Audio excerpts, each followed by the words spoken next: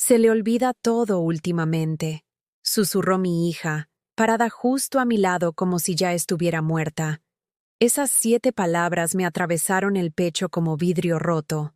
Hoy voy a contarles algo que nunca pensé que compartiría. Si también creen que aún tenemos valor, incluso después de los 60, escriban 1 en los comentarios. Y por favor, dejen un like y suscríbanse. Demostrémosles que somos fuertes juntos. La luz de la mañana se filtraba por la ventana de mi cocina en la Ciudad de México, proyectando largas sombras sobre el mismo piso de linóleo que había pisado durante 32 años. Mis manos, curtidas y manchadas por la edad, temblaban ligeramente mientras acomodaba la vajilla fina, el juego de bodas que había guardado para ocasiones especiales, que parecían ser cada vez menos frecuentes. El diseño floral, alguna vez azules y amarillos vibrantes, se había desvanecido como tantas cosas en mi vida, pero aún manejaba cada pieza con la reverencia de alguien que recordaba cuando era nueva, cuando representaba la esperanza de un futuro lleno de cenas familiares y celebraciones. Sara venía a almorzar el domingo con su esposo, Marco, y sus 2 hijos, Emma y Jake. A los 73 años, estas visitas se habían convertido en lo más destacado de mi semana, los momentos que contaba como una niña esperando la mañana de Navidad. Había pasado toda la noche anterior preparando su estofado favorito, la receta que había perfeccionado durante décadas de cenas dominicales, cuando ella era joven y aún me miraba con ojos que irradiaban amor en lugar de obligación. La cocina aún conservaba el aroma a carne de res y verduras cocinadas a fuego lento, mezclándose con el olor a pastel de manzana que se enfriaba en la encimera. La misma receta que mi madre me había enseñado en esta misma cocina cuando apenas tenía 20 años y acababa de casarme. Había extendido la masa con el mismo rodillo de madera, doblado los bordes con el mismo tenedor y cepillado la parte superior con huevo batido hasta que brilló de color dorado, tal como Sara solía rogarme que lo hiciera cuando tenía 10 años y se paraba en una silla a mi lado, harina cubriendo su cabello oscuro mientras me ayudaba a medir los ingredientes. Mi reflejo se vio en la superficie cromada del refrigerador, una mujer que a veces ya no reconocía. ¿Cuándo mi cabello se había vuelto tan fino y gris? ¿Cuándo se habían profundizado estas líneas alrededor de mis ojos?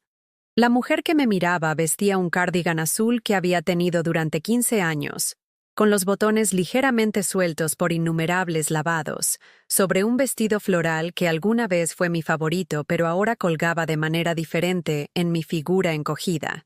Mi anillo de bodas, desgastado después de 51 años de matrimonio hasta que Harold falleció hace 3 años, aún atrapaba la luz cuando movía mis manos, un recordatorio constante de promesas cumplidas y amor que había perdurado hasta que la muerte finalmente nos separó.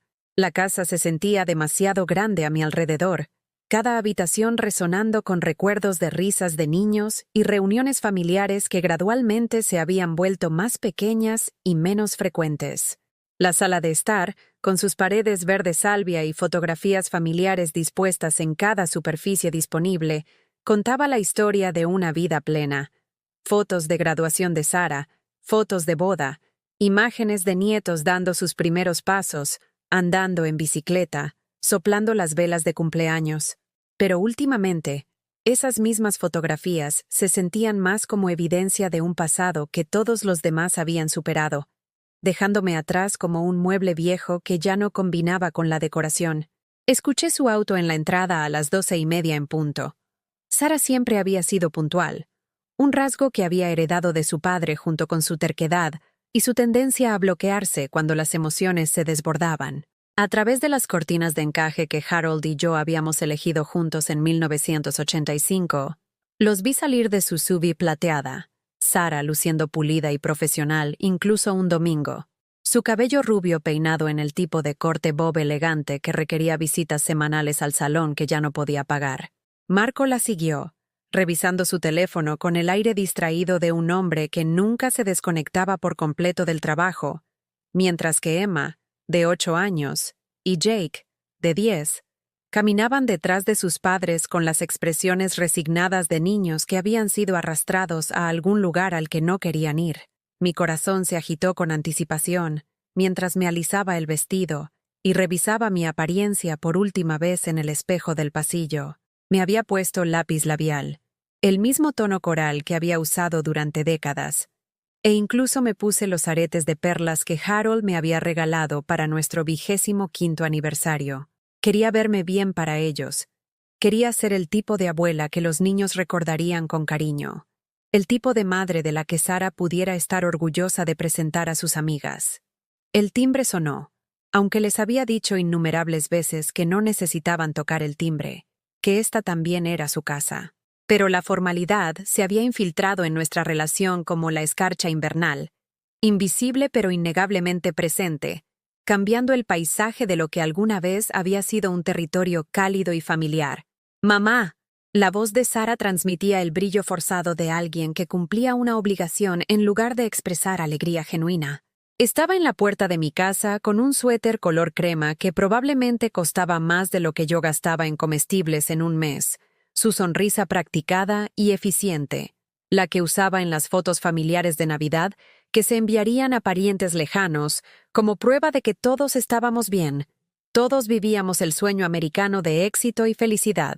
La atraje a un abrazo que toleró en lugar de corresponder, su cuerpo rígido contra el mío por el breve momento antes de retroceder y meter a los niños.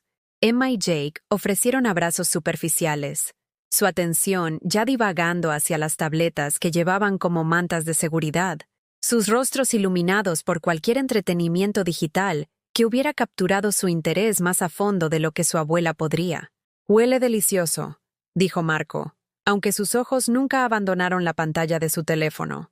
Era un buen hombre, siempre había pensado, trabajador y dedicado a su familia, pero vivía en un mundo de comunicación constante y plazos urgentes que parecían dejar poco espacio para el ritmo más lento de la cena dominical, con una suegra anciana que no tenía nada más apremiante que discutir que el clima y los vecinos. Nos sentamos alrededor de la mesa del comedor que había preparado con tanto cuidado, la misma mesa de caoba donde Sara había hecho sus tareas cuando era niña, donde Harold y yo habíamos pagado las cuentas y planeado nuestras modestas vacaciones, donde habíamos celebrado cada cumpleaños y día festivo durante más de 3 décadas. El estofado estaba perfecto, tierno y sabroso, acompañado de zanahorias y patatas asadas que se habían caramelizado a la perfección dorada. Serví porciones generosas en los platos finos, los que tenían el borde dorado que rara vez usaba, porque parecía haber pocas ocasiones dignas de ellos. Pero algo andaba mal. La conversación se sentía forzada, salpicada de silencios incómodos, y el pitido electrónico de los teléfonos que nunca parecían dejar sus manos. Sara apenas picoteó su comida, comiendo solo unos pocos bocados de la comida que había pasado horas preparando. Los niños comían mecánicamente, con la mirada apagada por el aburrimiento, preguntando ocasionalmente si podían ir a jugar a sus videojuegos. Intenté involucrarlos con preguntas sobre la escuela, sobre sus amigos, sobre sus intereses, pero sus respuestas fueron monosílabas, pronunciadas sin contacto visual, como si hablar conmigo requiriera un esfuerzo tremendo que apenas podían reunir. Sara parecía distraída, su mirada vagando por la habitación con la evaluación crítica de alguien que cataloga deficiencias. El papel tapiz que necesitaba ser actualizado, la alfombra que mostraba su edad, los muebles que se habían vuelto desaliñados con los años de uso. Fue cuando me levanté para levantar los platos, con las manos temblorosas ligeramente por la artritis que hacía de cada movimiento un acto de voluntad, que escuché la conversación susurrada que me atormentaría durante semanas. Sara se inclinó cerca de Marco, su voz baja pero no lo suficientemente silenciosa, aparentemente asumiendo que mi audición se había deteriorado junto con todo lo demás que había decidido que estaba fallando en mí. «Se le olvida todo últimamente», murmuró, su tono llevando la frustración cansada de alguien que discute una responsabilidad pesada. «Es como si ya ni siquiera estuviera aquí. ¿Viste cómo se repetía durante la cena? Y mira este lugar. No lo está cuidando bien. Me preocupa que viva sola». Las palabras me golpearon como un golpe físico, robándome el aliento y debilitando mis rodillas. Me quedé congelada junto a la mesa, con los platos sucios aferrados en mis manos temblorosas, sintiendo como si me hubiera vuelto invisible mientras discutían mis deficiencias como si de hecho ya me hubiera ido.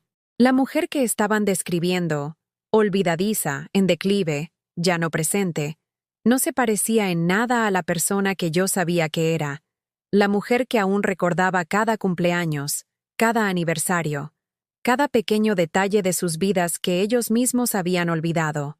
Marco asintió gravemente, con una expresión seria mientras miraba alrededor del comedor con nuevos ojos, viéndolo a través de la lente de las preocupaciones de su esposa, en lugar de reconocerlo como el hogar donde la abuela de sus hijos había mantenido amorosamente un espacio para reuniones familiares, que aparentemente eran más una carga que una bendición.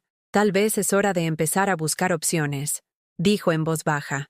Residencias para personas mayores, lugares donde tendría supervisión, actividades con personas de su edad. Los platos se deslizaron de mis manos. El sonido de la cerámica rompiéndose contra el piso de madera resonó en el comedor como un disparo. Pedazos de la vajilla de mi abuela. Los mismos platos que habían sobrevivido a la Gran Depresión. 3 mudanzas y 50 años de cenas familiares. Yacían esparcidos en fragmentos alrededor de mis pies. Cada pedazo roto parecía reflejar un recuerdo diferente. Un momento diferente en el que había dado todo lo que tenía a esta familia que ahora discutía mi declive como si ya me hubiera ido. Sara se apresuró, con el rostro marcado por una preocupación que se sentía más como irritación. «Mamá, ¿estás bien? Déjame ayudarte a limpiar esto». Pero su tono transmitía la exasperada paciencia de alguien que trata con un niño cada vez más difícil, no la verdadera preocupación de una hija por su madre. «Estoy bien», susurré, aunque nada en mí se sentía bien. Me arrodillé cuidadosamente, mis rodillas artríticas protestando contra la madera, y comencé a recoger los pedazos más grandes. Cada fragmento se sentía como una pequeña muerte. Estos platos habían servido cenas de Navidad, celebraciones de cumpleaños, comidas dominicales para 3 generaciones. Ahora eran solo porcelana rota, otra víctima de mi aparentemente fallida capacidad de afrontamiento de la realidad. «Deberías haber pedido ayuda para llevarlos», continuó Sara, ya sacando su teléfono para tomar una foto del desastre. «¿Ves? Esto es exactamente de lo que Marco y yo estábamos hablando. Ya no estás firme sobre tus pies. ¿Qué pasa si te caes cuando no hay nadie para ayudarte?» Quería gritar que no estaba inestable, que había llevado miles de platos en mi vida sin incidentes, que esto era solo un accidente nacido de la conmoción y la angustia. En cambio, seguí recogiendo pedazos en silencio mientras Marco alejaba a los niños de la cerámica rota, y Sara hacía chasquidos con la lengua, el mismo ruido desaprobador que había hecho de adolescente cuando la había avergonzado frente a sus amigas. Esa noche, después de que se hubieran ido con despedidas apresuradas y promesas de hablar pronto sobre cómo ayudarte, me senté en el viejo sillón reclinable de Harold, rodeada de álbumes de fotos que había sacado del armario del pasillo. Mis manos recorrieron imágenes que contaban la historia de sacrificios que nadie recordaba, de una mujer que había construido toda su vida en torno a las necesidades de los demás.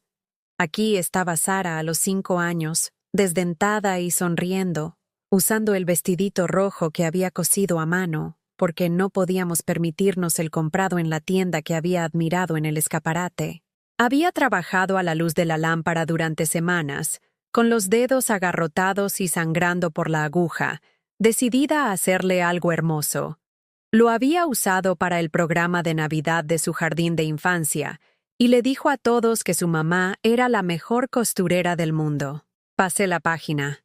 Sara a los 12 años, de pie junto a la bicicleta que había comprado con el dinero ahorrado de saltarme comidas durante 3 meses. La había deseado con tanta desesperación. Había llorado cuando sus amigas recibieron bicicletas nuevas para sus cumpleaños, mientras ella montaba la misma reliquia oxidada que había superado años antes. La bicicleta había costado más de lo que podíamos pagar, pero ver su rostro iluminarse cuando la encontró en el garaje en la mañana de Navidad había valido cada estómago vacío, cada noche que me acosté con hambre para que ella pudiera tener lo que tenían sus amigas. Más fotos revelaron el patrón de mi vida. Siempre dando, siempre sacrificando, siempre anteponiendo las necesidades de todos a las mías. Las camisas de trabajo de Harold, planchadas y almidonadas cada domingo por la noche, porque decía que lo hacía sentir profesional en la oficina de seguros. La ropa escolar de Sarah, cuidadosamente remendada y modificada para que pareciera nueva cuando el dinero era caseo para ir de compras. El jardín que había mantenido durante 30 años, cultivando verduras para estirar nuestro presupuesto de comestibles, con la espalda adolorida mientras me inclinaba sobre hileras de tomates y ejotes que alimentaban a mi familia, mientras yo me conformaba con lo que quedaba. Encontré la carpeta que había mantenido escondida en la parte de atrás del armario de mi dormitorio. Recibos, extractos bancarios y cheques cancelados que documentaban décadas de sacrificio financiero. Aquí estaba la prueba del fondo universitario al que había contribuido, 25 pesos a la vez, trabajando a tiempo parcial en la biblioteca local mientras Harold luchaba por establecer su negocio de seguros. Aquí estaban los recibos del vestido de novia de Sarah, el catering, las flores, el fotógrafo. Gastos que había cubierto trabajando turnos dobles en el asilo de ancianos, limpiando orinales y cambiando sábanas para pacientes ancianos que me recordaban a diario lo fácil que los roles podían invertirse. La boda. Dios. La boda. Saqué la carpeta etiquetada Boda de Sarah 2008 y sentí que mi corazón se apretaba de nuevo. 15 años atrás, pero el recuerdo era tan nítido como vidrio roto.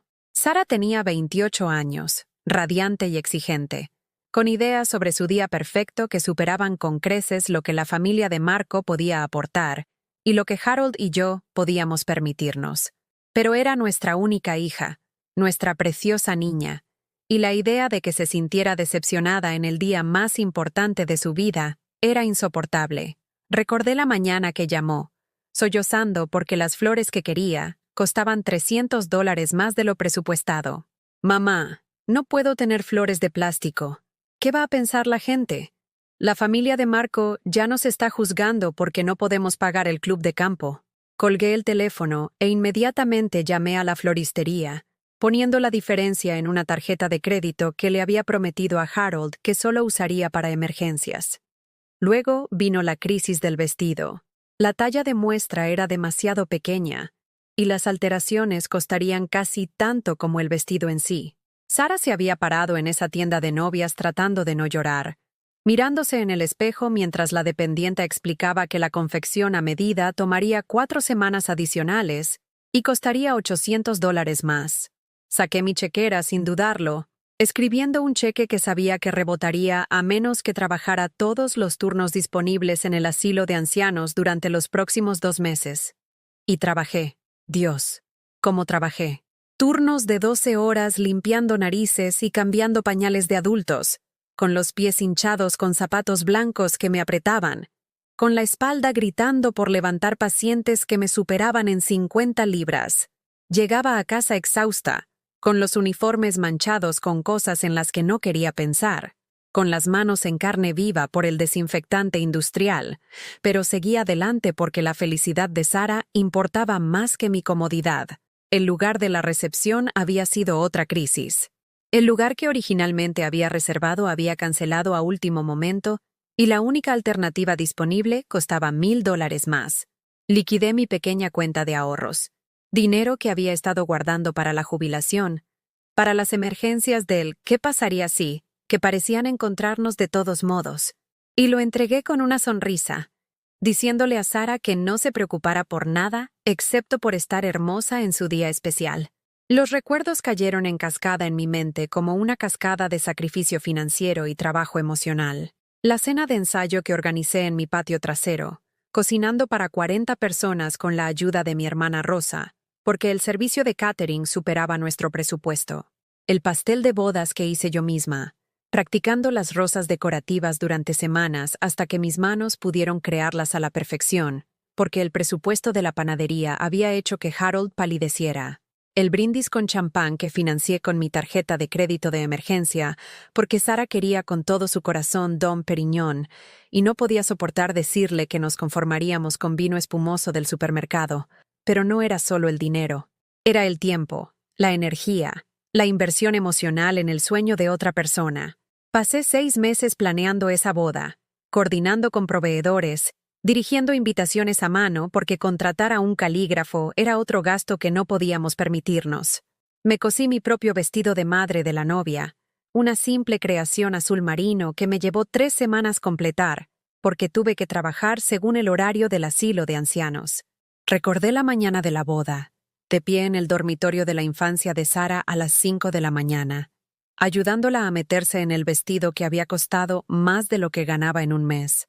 Parecía una princesa, con el cabello recogido en un estilo elegante que había requerido una cita de 4 horas en el salón, otro gasto que había cubierto en silencio. La maquilladora había hecho magia, transformando a mi ya hermosa hija en algo que pertenecía a una revista. «Mamá», susurró, con lágrimas amenazando con arruinar su rímel. «No puedo creer que este día finalmente haya llegado. Lo hiciste todo perfecto. Me hiciste sentir como la persona más importante del mundo». La sostuve con cuidado, consciente de la delicada tela y las horas de preparación, y le dije que ella era la persona más importante de mi mundo, que su felicidad valía cada sacrificio, cada noche sin dormir, cada músculo dolorido y cuenta bancaria vacía. La boda había sido hermosa. Sara había brillado mientras caminaba por el pasillo, con su vestido arrastrándose detrás de ella como algo de un cuento de hadas. Marco había llorado cuando la vio, y sus votos habían sido sinceros y genuinos. La recepción había sido elegante, la comida deliciosa, la música perfecta. Todos habían elogiado las flores, las decoraciones, la atención al detalle que había hecho que el día se sintiera mágico, pero el costo real había sido invisible. Los meses de recuperación mientras Harold y yo pagábamos las tarjetas de crédito, los años de contribuciones a la jubilación retrasadas, los pequeños lujos a los que habíamos renunciado para que Sara pudiera tener su día perfecto. Desarrollé una tos crónica por el estrés y el exceso de trabajo, y Harold comenzó a tener dolores en el pecho que me había ocultado hasta que se hicieron imposibles de ignorar. Sin embargo, al ver a Sara bailar con su nuevo esposo, al verla rodeada de amigos y familiares que celebraban su felicidad, sentí que todo valía la pena. Esto es lo que hacían las madres. Se sacrificaban por la alegría de sus hijos, daban hasta que dolía y encontraban satisfacción al saber que habían hecho realidad los sueños de otra persona. Ahora, 15 años después, sentada en mi casa vacía con la porcelana rota a mis pies y las palabras despectivas de mi hija resonando en mis oídos, me preguntaba si algo de eso había importado. ¿Sara había olvidado los sacrificios? ¿Recordaba a la mujer que se había esforzado hasta el agotamiento para hacer realidad sus sueños? ¿O simplemente me había convertido en un inconveniente? Una carga cuya falta de memoria y capacidades en declive eran fuentes de frustración en lugar de recordatorios de alguien que lo había dado todo por amor. Cerré el álbum de fotos y miré la evidencia de mi devoción esparcida por la mesa de centro.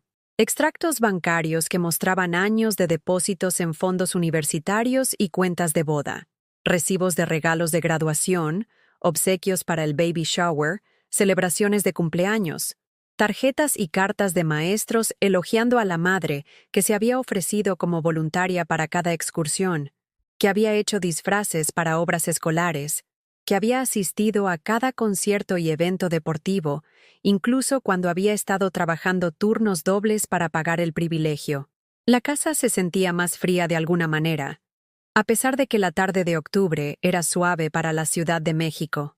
Me puse el viejo suéter de Harold alrededor de los hombros, el cardigan verde que había usado mientras leía el periódico, el que todavía olía débilmente a su loción para después del afeitado, incluso 3 años después de su muerte.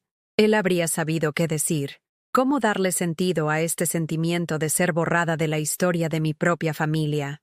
En la cocina, me preparé una taza de té con las manos temblorosas, usando la vajilla de todos los días ya que la porcelana fina ahora yacía en fragmentos en la basura. El simple acto de preparar algo cálido y reconfortante se sentía como una pequeña rebelión contra la narrativa de mi declive. No estaba olvidando todo. Recordaba cada sacrificio, cada noche sin dormir, cada peso estirado hasta el límite para las personas que amaba. Solo me preguntaba si alguien más lo hacía. ¿Me habían usado? La pregunta se formó en mi mente como un susurro, indeseada pero persistente. ¿Había sido nada más que una fuente de apoyo financiero y trabajo emocional, valiosa solo por lo que podía proveer en lugar de por quién era?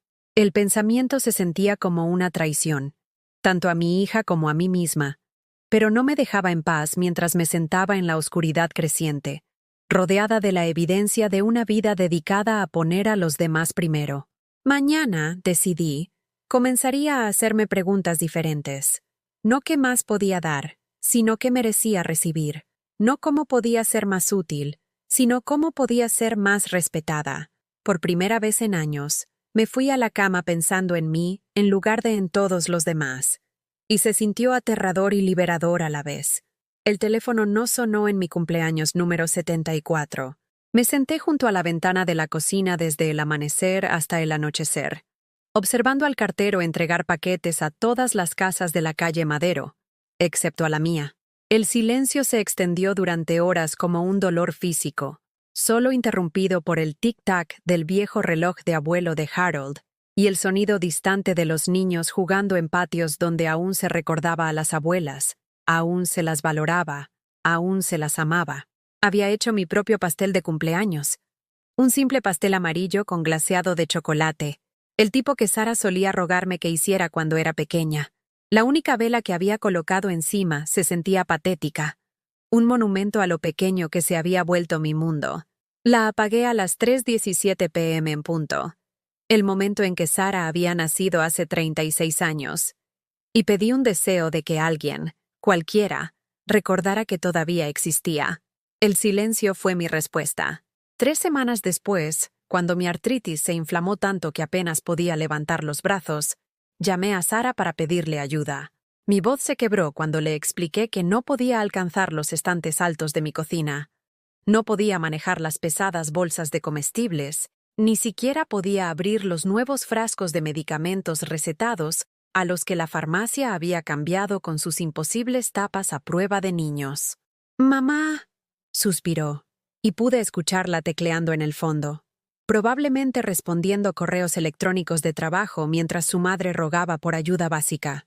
¿No puedes pedir tus comestibles en línea? Todo es digital ahora. Es mucho más fácil.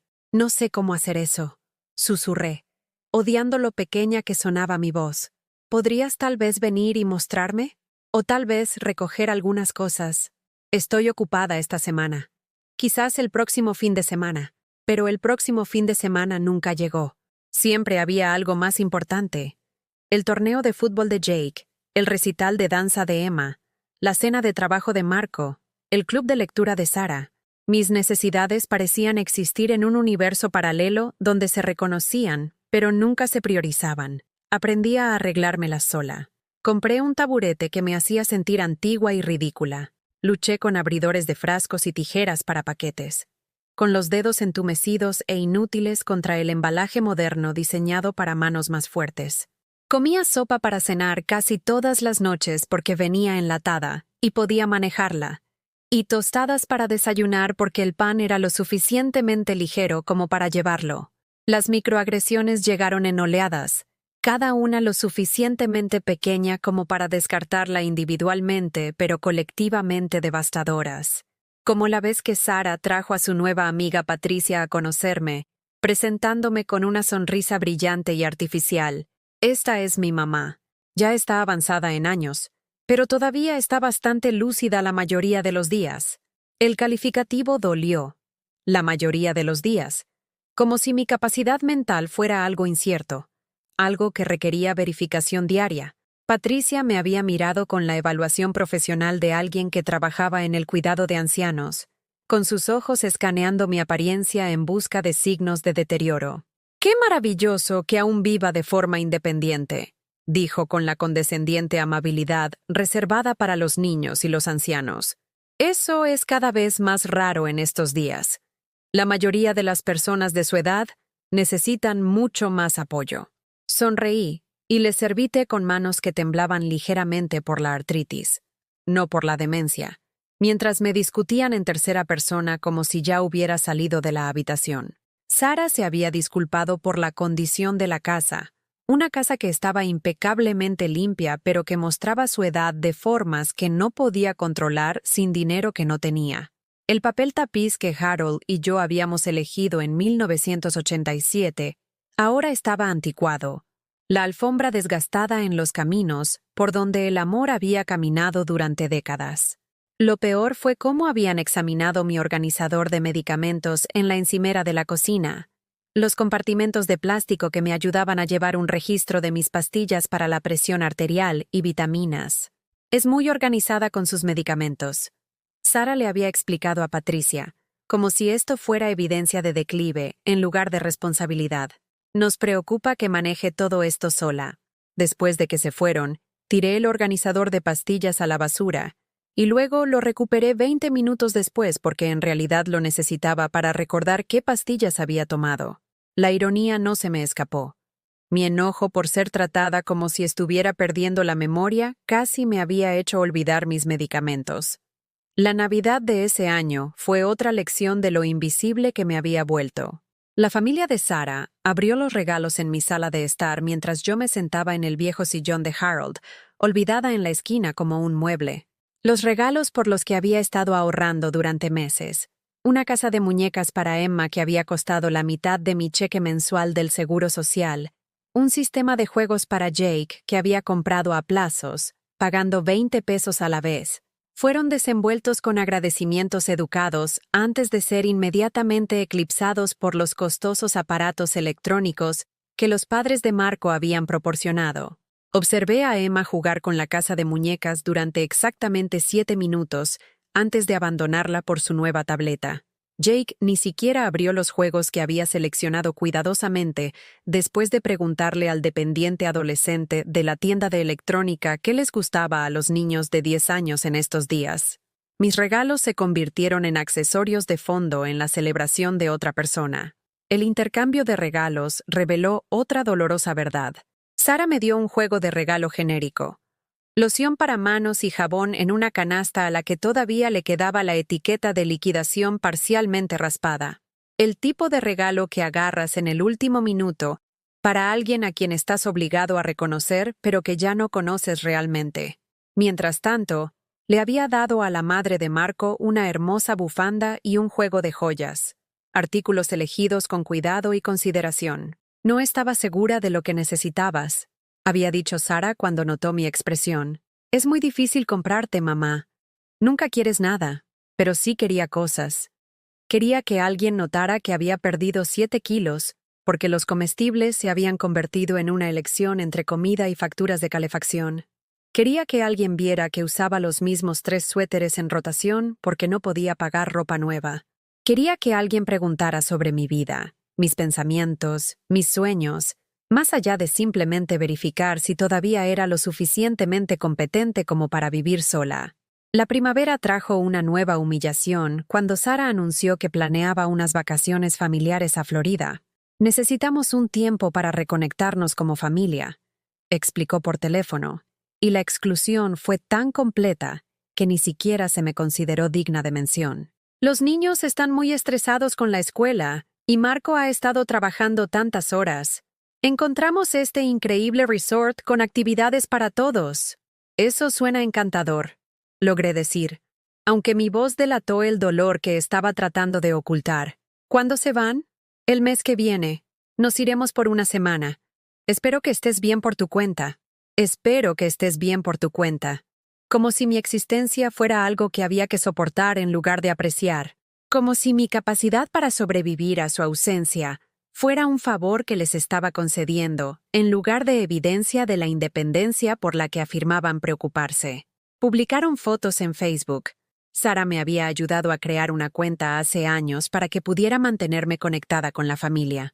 Las fotos los mostraban riendo en playas que nunca vería, comiendo en restaurantes que no podía pagar, creando recuerdos que se convertirían en historias familiares contadas durante años. Historias de las que nunca sería parte. Comenté en cada foto, qué felices se ven, y qué hermoso atardecer, y me encanta verlos divertirse. Mis me gusta y comentarios quedaron sin respuesta. Versiones digitales de mi voz, llamando a un vacío que se tragó mis palabras sin eco. El aislamiento se profundizó cuando la hermana de Harold, Rosa, mi última conexión con la vida que había construido, se mudó a una residencia de ancianos a 3 estados de distancia. Sus hijos habían tomado la decisión sin consultarla, tal como Sara estaba empezando a sugerir para mí. Rosa me llamó llorando la noche antes de que la mudaran. Me están tratando como si ya estuviera muerta, Margarita. Sollozaba por teléfono. 50 años en esta casa, y la están vendiendo sin siquiera preguntar qué quiero conservar. Han decidido que soy demasiado mayor para tomar mis propias decisiones. La consolé mientras mi propio miedo crecía. ¿Era este mi futuro? ¿Ser gestionada, trasladada y medicada hasta la conformidad por hijos que veían una carga en lugar de a la mujer que les había dado la vida? Las llamadas telefónicas con Rosa se convirtieron en mis salvavidas. Nuestras conversaciones, el único lugar donde me sentía vista y escuchada. Pero incluso esas se volvieron infrecuentes a medida que su nueva realidad consumía sus días con actividades programadas y comidas comunitarias y el tipo de socialización forzada que sustituía la conexión genuina. Para el verano, había empezado a hablar conmigo misma, no por confusión o deterioro mental, sino por desesperada soledad. Narraba mis actividades como si alguien estuviera escuchando. Ahora voy a preparar un té, o déjame ver qué pasa en el jardín. El sonido de mi propia voz se había convertido en una prueba necesaria de que aún existía, que mis pensamientos y observaciones aún importaban, incluso si a nadie más le importaba escucharlos. El cartero, Jerónimo, se convirtió en mi interacción social más consistente. Había estado entregando en nuestro vecindario durante 12 años y recordaba cuando Harold estaba vivo, cuando nuestra casa albergaba fiestas de cumpleaños y reuniones navideñas. Ahora se quedaba un momento más, preguntando por mi salud o comentando el clima. Y yo atesoraba estos breves intercambios como valiosos regalos. «Cuídese mucho, señora Peterson», decía, y la simple amabilidad en su voz a veces me hacía llorar después de que se mudaba a la casa de al lado. Un extraño mostraba más preocupación por mi bienestar que mi propia hija. La disonancia cognitiva era enloquecedora. Sara llamaba de vez en cuando, siempre apresurada, siempre distraída, haciendo las mismas preguntas superficiales. ¿Estás comiendo? ¿Estás tomando tus medicamentos? ¿Te sientes bien? Pero cuando intentaba responder con algo más que sí y bien, podía oír que su atención se desviaba.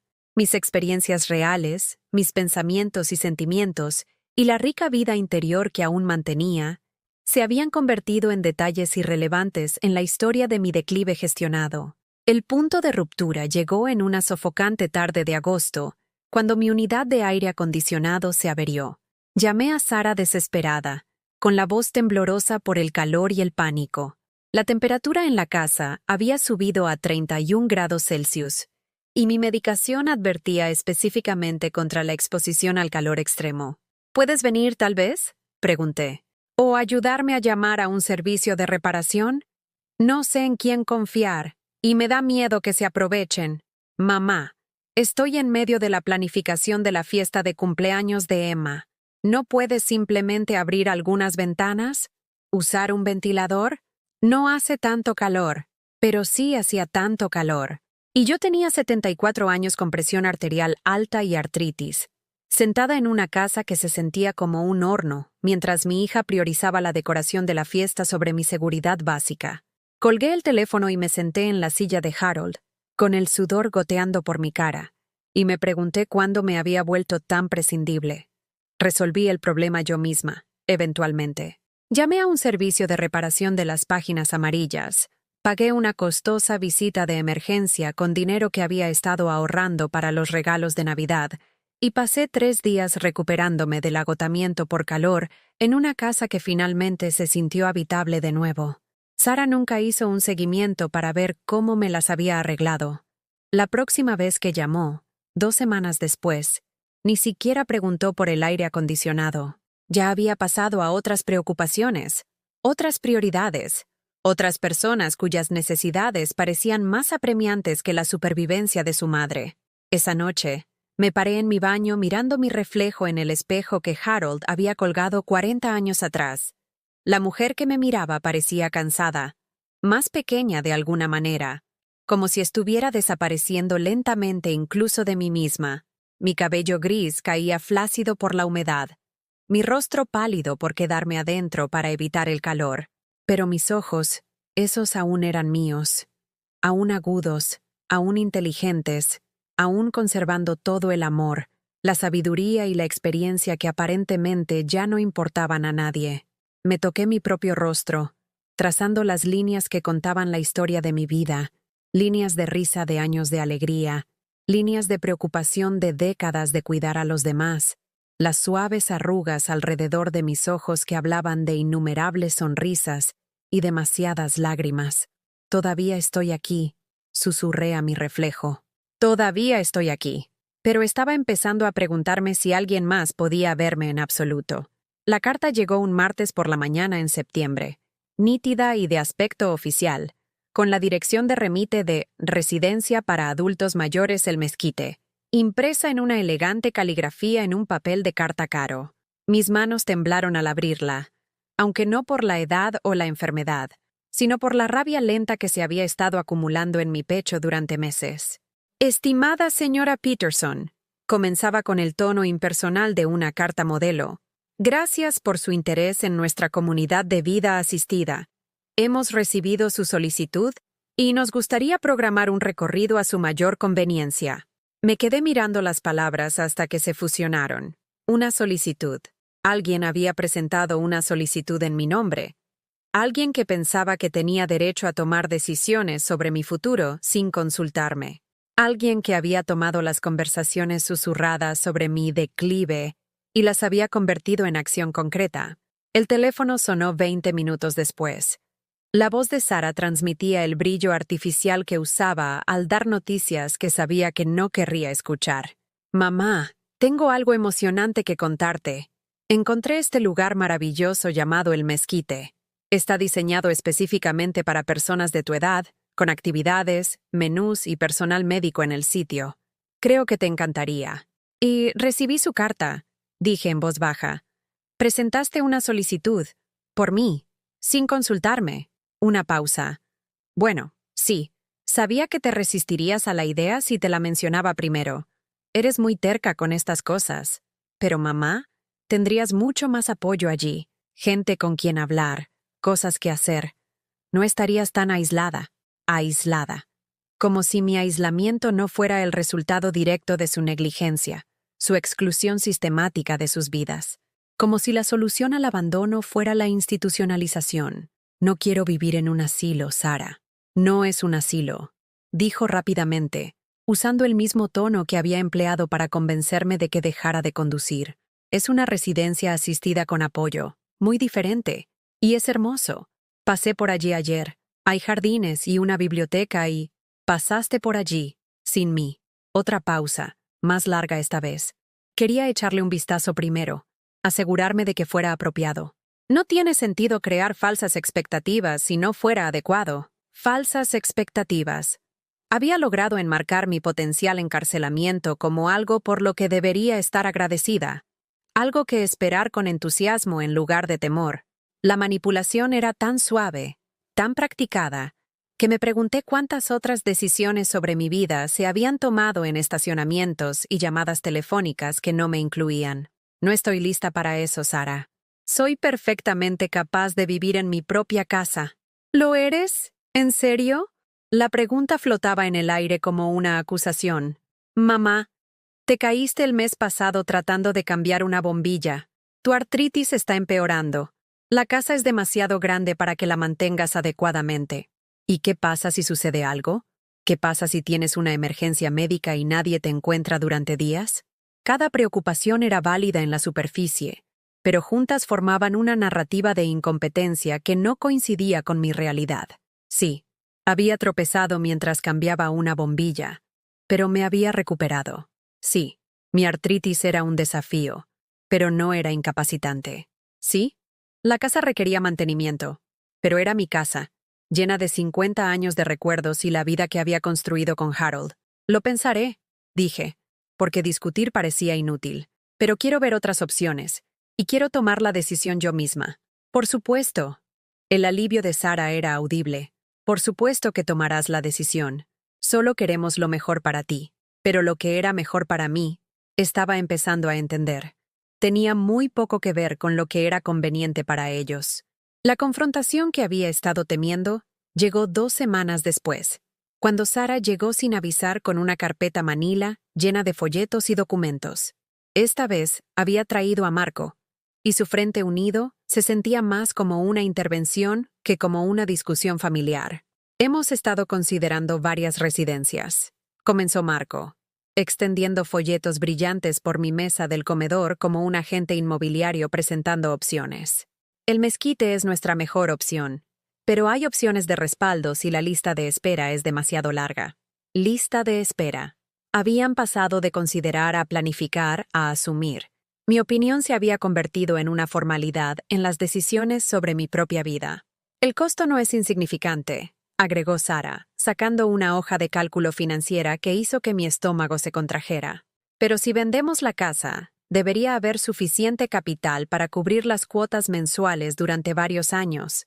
Tal vez más si somos cuidadosos con las inversiones. Vender la casa. Nuestra casa. El lugar donde Harold y yo habíamos hecho el amor y criado a nuestra hija y celebrado cada mañana de Navidad durante 3 décadas. La cocina donde le había enseñado a Sara a hornear. El jardín donde había dado sus primeros pasos. La sala de estar donde la habíamos visto crecer de niña a mujer a madre ella misma. Esta es mi casa, dije en voz baja. Es solo una casa, mamá, respondió Sara con el desdén casual de alguien que nunca se había visto obligado a renunciar a todo lo que lo definía. Las casas son solo edificios. Lo que importa es que estés segura y feliz. Solo una casa. Miré alrededor del comedor donde estábamos sentados, viendo la cuidadosa artesanía de Harold en la moldura de la corona que él mismo había instalado, recordando el fin de semana que habíamos pintado estas paredes juntos, discutiendo juguetonamente sobre si el color era verde salvia o eucalipto. Vi las marcas de altura de la infancia de Sara, aún dibujadas a lápiz dentro de la puerta de la despensa, invisibles para los visitantes, pero preciosas, más allá de toda medida para mí. ¿Y si no quiero vender?, pregunté. Marco se aclaró la garganta, consultando su bloc de notas legal con la eficiencia de alguien que había anticipado esta objeción. Mamá, hemos hecho los números. Tu pensión y jubilación no son suficientes para cubrir tanto los gastos de la casa como los costos de la residencia. Matemáticamente, mantener la casa no es viable. Matemáticamente. Como si mi vida fuera un problema a resolver en lugar de una experiencia a vivir. Como si el valor intangible de pertenecer a un lugar pudiera calcularse en hojas de cálculo y análisis de costo-beneficio. ¿Han considerado que tal vez no quiero ir a una residencia en absoluto? Sara y Marco intercambiaron la mirada que había visto antes. La comunicación silenciosa de los padres que tratan con un niño irrazonable. Mamá, ya hemos hablado de esto. No puedes seguir viviendo sola indefinidamente. No es seguro. He estado viviendo sola durante 3 años desde que murió tu padre. No he quemado la casa, ni me he envenenado, ni he deambulado por el tráfico. Lo estoy manejando bien. ¿Lo estás en serio? La voz de Sara ahora transmitía un toque de frustración. ¿Cuándo fue la última vez que fuiste al médico? ¿Cuándo fue la última vez que invitaste a amigos? Apenas sales de la casa excepto por los comestibles. Eso no es vivir, mamá. Eso es solo existir. La acusación dolió, porque contenía suficiente verdad como para lastimar. Pero mi aislamiento no fue una elección. Fue el resultado de ser sistemáticamente excluida de las vidas de las personas que más amaba. Mi falta de conexión social no era evidencia de declive. Era evidencia de abandono. Tal vez saldría más de casa si tuviera un lugar a donde ir. Dije. Tal vez vería a amigos si los míos no hubieran muerto o hubieran sido trasladados por sus hijos. Tal vez tendría una vida social más rica si mi propia familia me incluyera en la suya de vez en cuando. El silencio que siguió fue denso, con un reconocimiento incómodo. Marco estudió su papeleo mientras Sara encontró algo fascinante en el patrón de su taza de café. Eso no es justo, dijo Sara finalmente. Te incluimos. Nos visitan, nos llaman. Me visitan por obligación y me llaman para verificar si tomo mis medicamentos. ¿Cuándo fue la última vez que preguntaron sobre mis pensamientos, mis sentimientos, mis opiniones sobre algo que no estuviera relacionado con mi salud o seguridad? ¿Cuándo fue la última vez que quisieron pasar tiempo conmigo en lugar de tachar elementos de su lista de hija cumplidora? Eso no es... Te queremos, mamá. Sé que me quieres. Dije, y lo decía en serio. Pero no me respetas. No me ves como una persona con autonomía y preferencias y el derecho a tomar mis propias decisiones. Me ves como un problema que hay que gestionar. Marco cerró su carpeta con un suave chasquido. Estamos tratando de ayudarte, mamá. Estamos tratando de asegurarnos de que estés bien atendida. No, dije, con la voz más firme que había tenido en meses. Están tratando de asegurarse de que ya no tengan que preocuparse por mí. Hay una diferencia. Los siguientes minutos fueron una borrachera de sentimientos heridos y explicaciones defensivas. Sara lloró. Lo que siempre hacía cuando se enfrentaba a verdades incómodas. Marco trató de mediar con hechos y cifras, como si los problemas emocionales pudieran resolverse mediante un mejor análisis de datos. Me senté en mi silla, la silla de Harold, y sentí que algo fundamental cambiaba dentro de mí. Por primera vez en años, había dicho que no. Me había enfrentado a la narrativa de mi incompetencia y a su autoridad para anular mis decisiones. Se sentía aterrador, estimulante y completamente ajeno.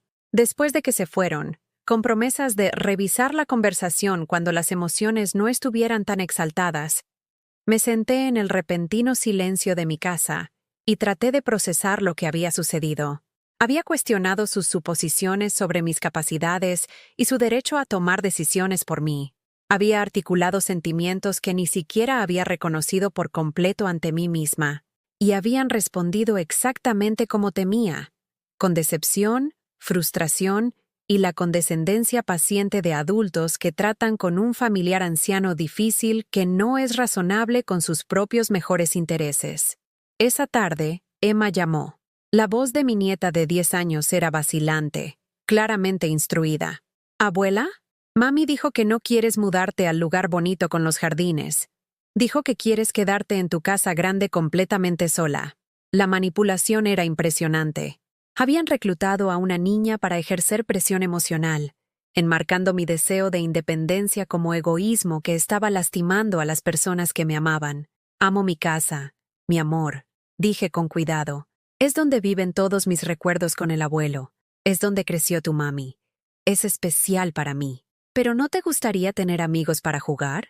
Mami dice que hay mucha gente agradable allí a la que le gustarías jugar. Como si fuera una niña que necesitaba compañeros de juego en lugar de una adulta que se había ganado el derecho a elegir a sus propios compañeros y su situación de vida. Quizás me guste eso algún día, dije, pero ahora mismo estoy feliz donde estoy. A mami le preocupa que estés sola. Ahí estaba. El chantaje emocional entregado con una voz inocente.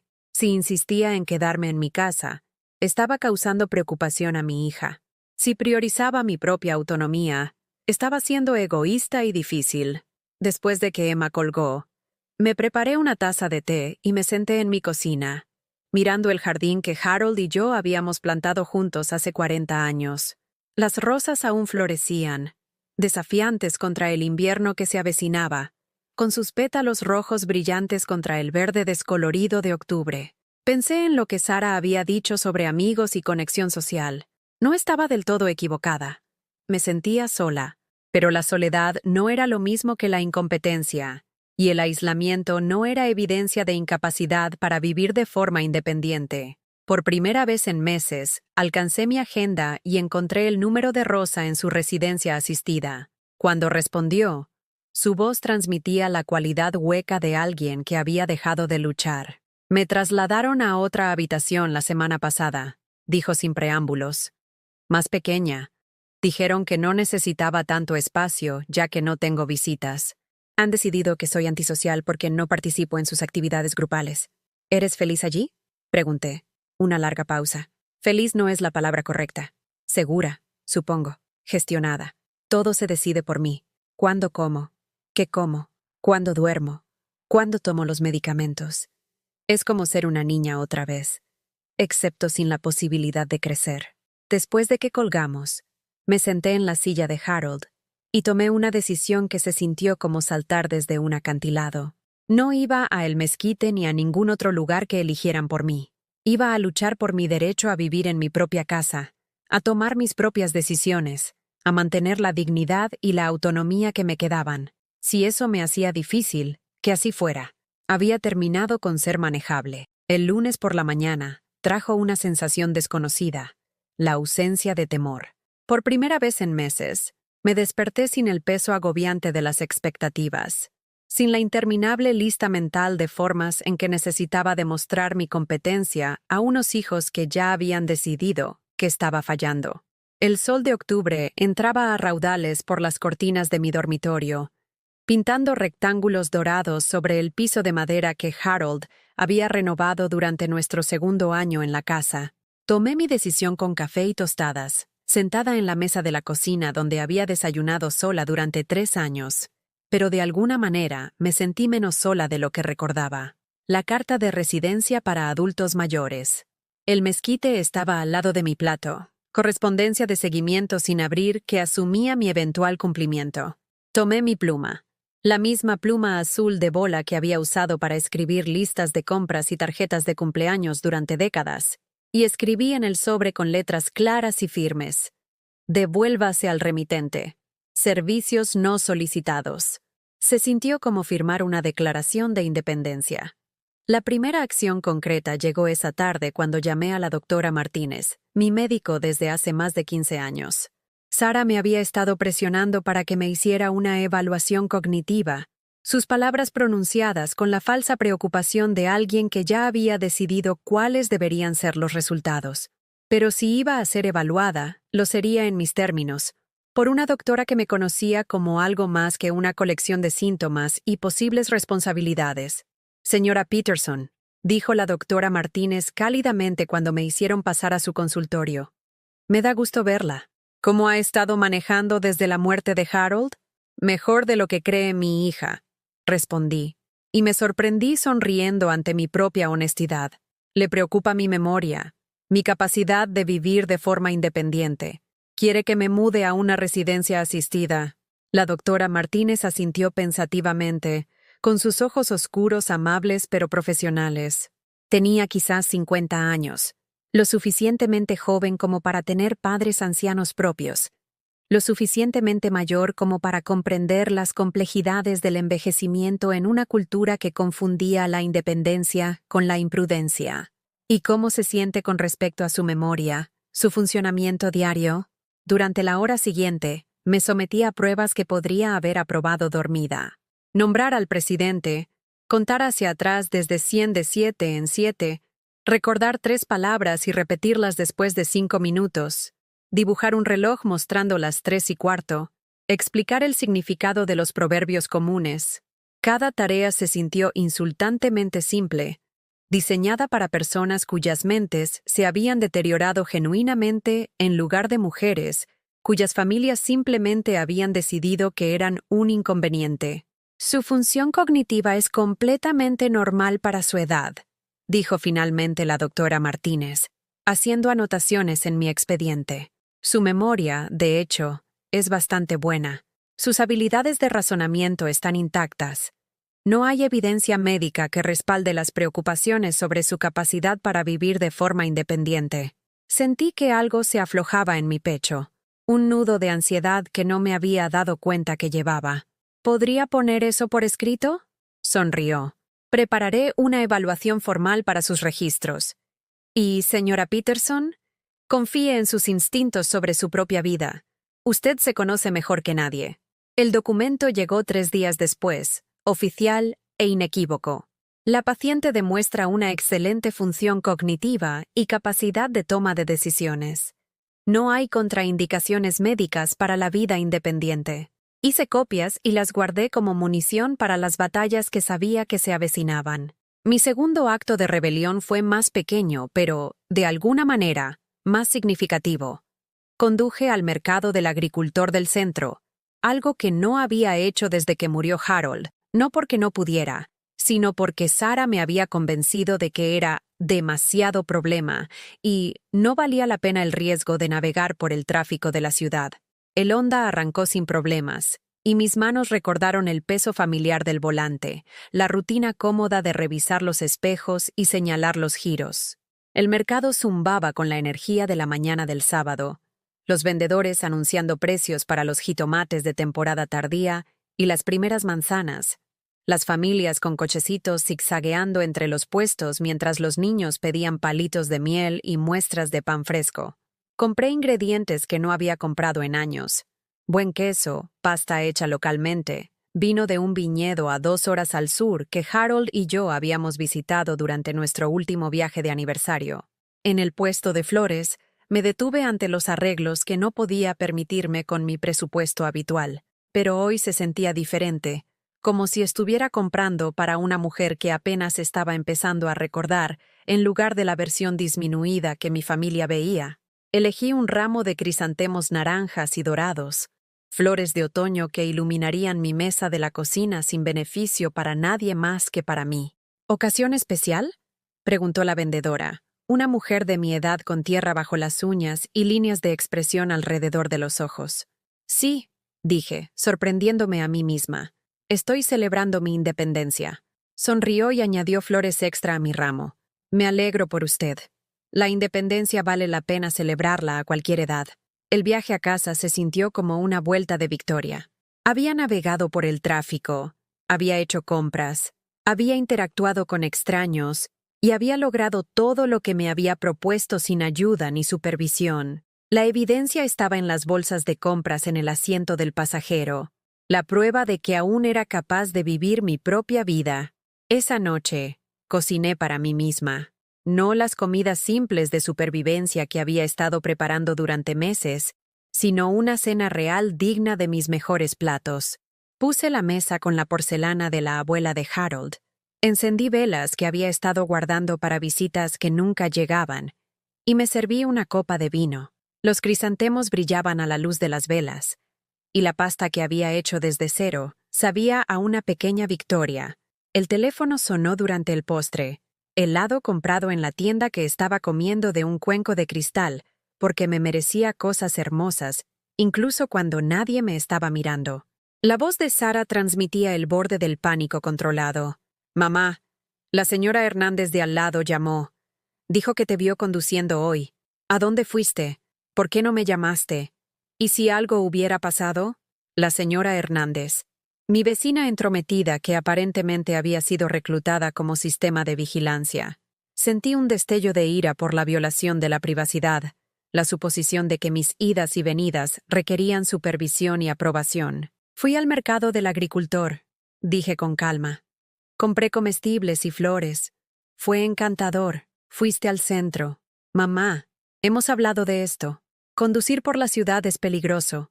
Hay demasiadas variables. Demasiado tráfico. ¿Y si te hubieras confundido?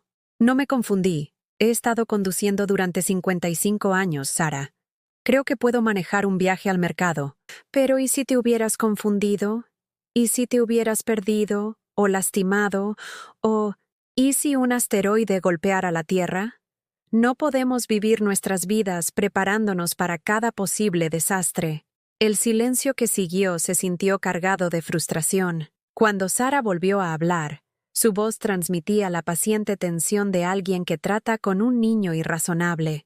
Solo nos preocupamos por ti. ¿Es eso tan malo?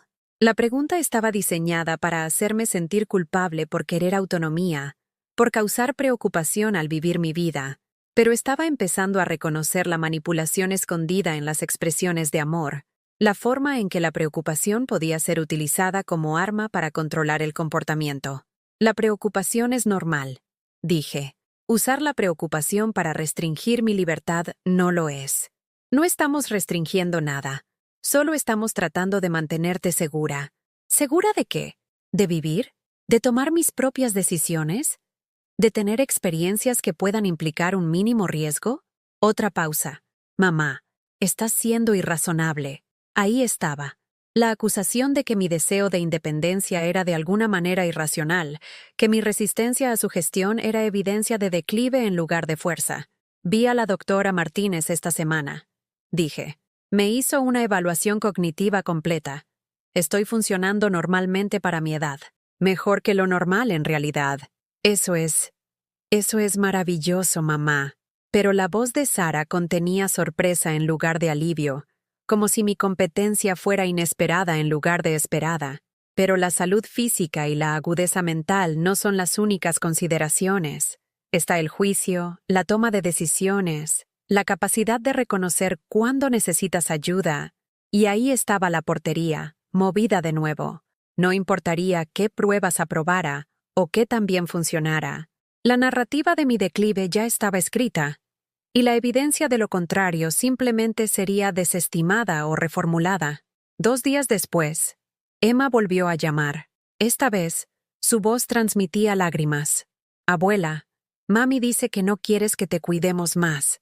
Dice que quieres vivir sola para siempre y nunca vernos. La manipulación emocional era impresionante en su crueldad. Estaban usando el amor de una niña como arma, haciendo que mi deseo de independencia pareciera un rechazo a la familia, enmarcando mi autonomía como abandono de las personas que se preocupaban por mí. Cariño, dije suavemente, querer vivir en mi propia casa no significa que no quiera verte, simplemente significa que quiero elegir cómo vivo mi vida. Pero, ¿qué pasa si algo malo sucede? ¿Qué pasa si te caes y nadie te ayuda? ¿Qué pasa si te caes en la escuela? ¿Deberías dejar de ir a la escuela porque algo malo podría pasar? Una pausa mientras ella consideraba esto. Eso es diferente. ¿En qué es diferente? Porque los niños deben ir a la escuela, y las personas mayores deben ir a lugares donde las cuidan, de la boca de los niños. La verdad que Sara no había estado dispuesta a decir directamente. En su visión del mundo, alcanzar cierta edad significaba renunciar al derecho a la autodeterminación, aceptar una disminución del estatus como el orden natural de las cosas. ¿Y si algunas personas mayores todavía son capaces de cuidarse a sí mismas? Pregunté. No lo sé, dijo Emma, con la voz pequeña y confusa. Mami dice que tú crees que puedes, pero a veces las personas no saben cuándo ya no pueden hacer las cosas. Después de que colgó, me senté en la silla de Harold y sentí que algo se cristalizaba dentro de mí. Esto no se trataba solo de dónde vivía o cómo pasaba mis días. Se trataba de mi derecho fundamental a existir como una persona completa, en lugar de un problema a resolver. Se trataba de respeto, dignidad y la noción radical de que la sabiduría y la experiencia deberían contar para algo en lugar de ser descartadas como un pensamiento anticuado de una mente en declive. Saqué un bloc de notas amarillo y comencé a hacer listas.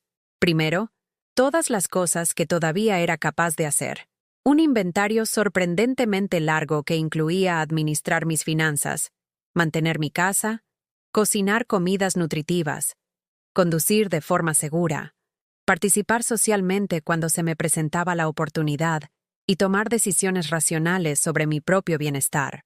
Segundo, las cosas con las que podría necesitar ayuda en el futuro. Levantar objetos pesados, subir escaleras, palear nieve, situaciones médicas de emergencia. Acomodaciones razonables que no requerían renunciar a mi autonomía ni mudarme a una institución. Tercero, los cambios que quería hacer en mis relaciones con mi familia. Límites en los consejos no solicitados. Respeto por mi capacidad de toma de decisiones. Inclusión en las actividades familiares como un miembro valioso en lugar de una carga que se debe gestionar. Hacer las listas se sintió empoderador, como crear un plano para la vida que quería en lugar de aceptar la que me estaban imponiendo. Durante demasiado tiempo había permitido que otras personas definieran mis capacidades y limitaciones. Había aceptado su evaluación de mi valía, sus suposiciones sobre mis necesidades, su derecho a tomar decisiones en mi nombre. Ya no. Esa noche, dormí mejor que en meses. Mañana, tomaría otro paso hacia la recuperación de mi vida.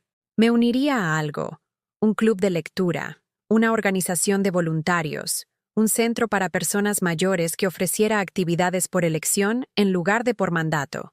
Me probaría a mí misma, si no a ellos, que el aislamiento había sido circunstancial en lugar de inevitable.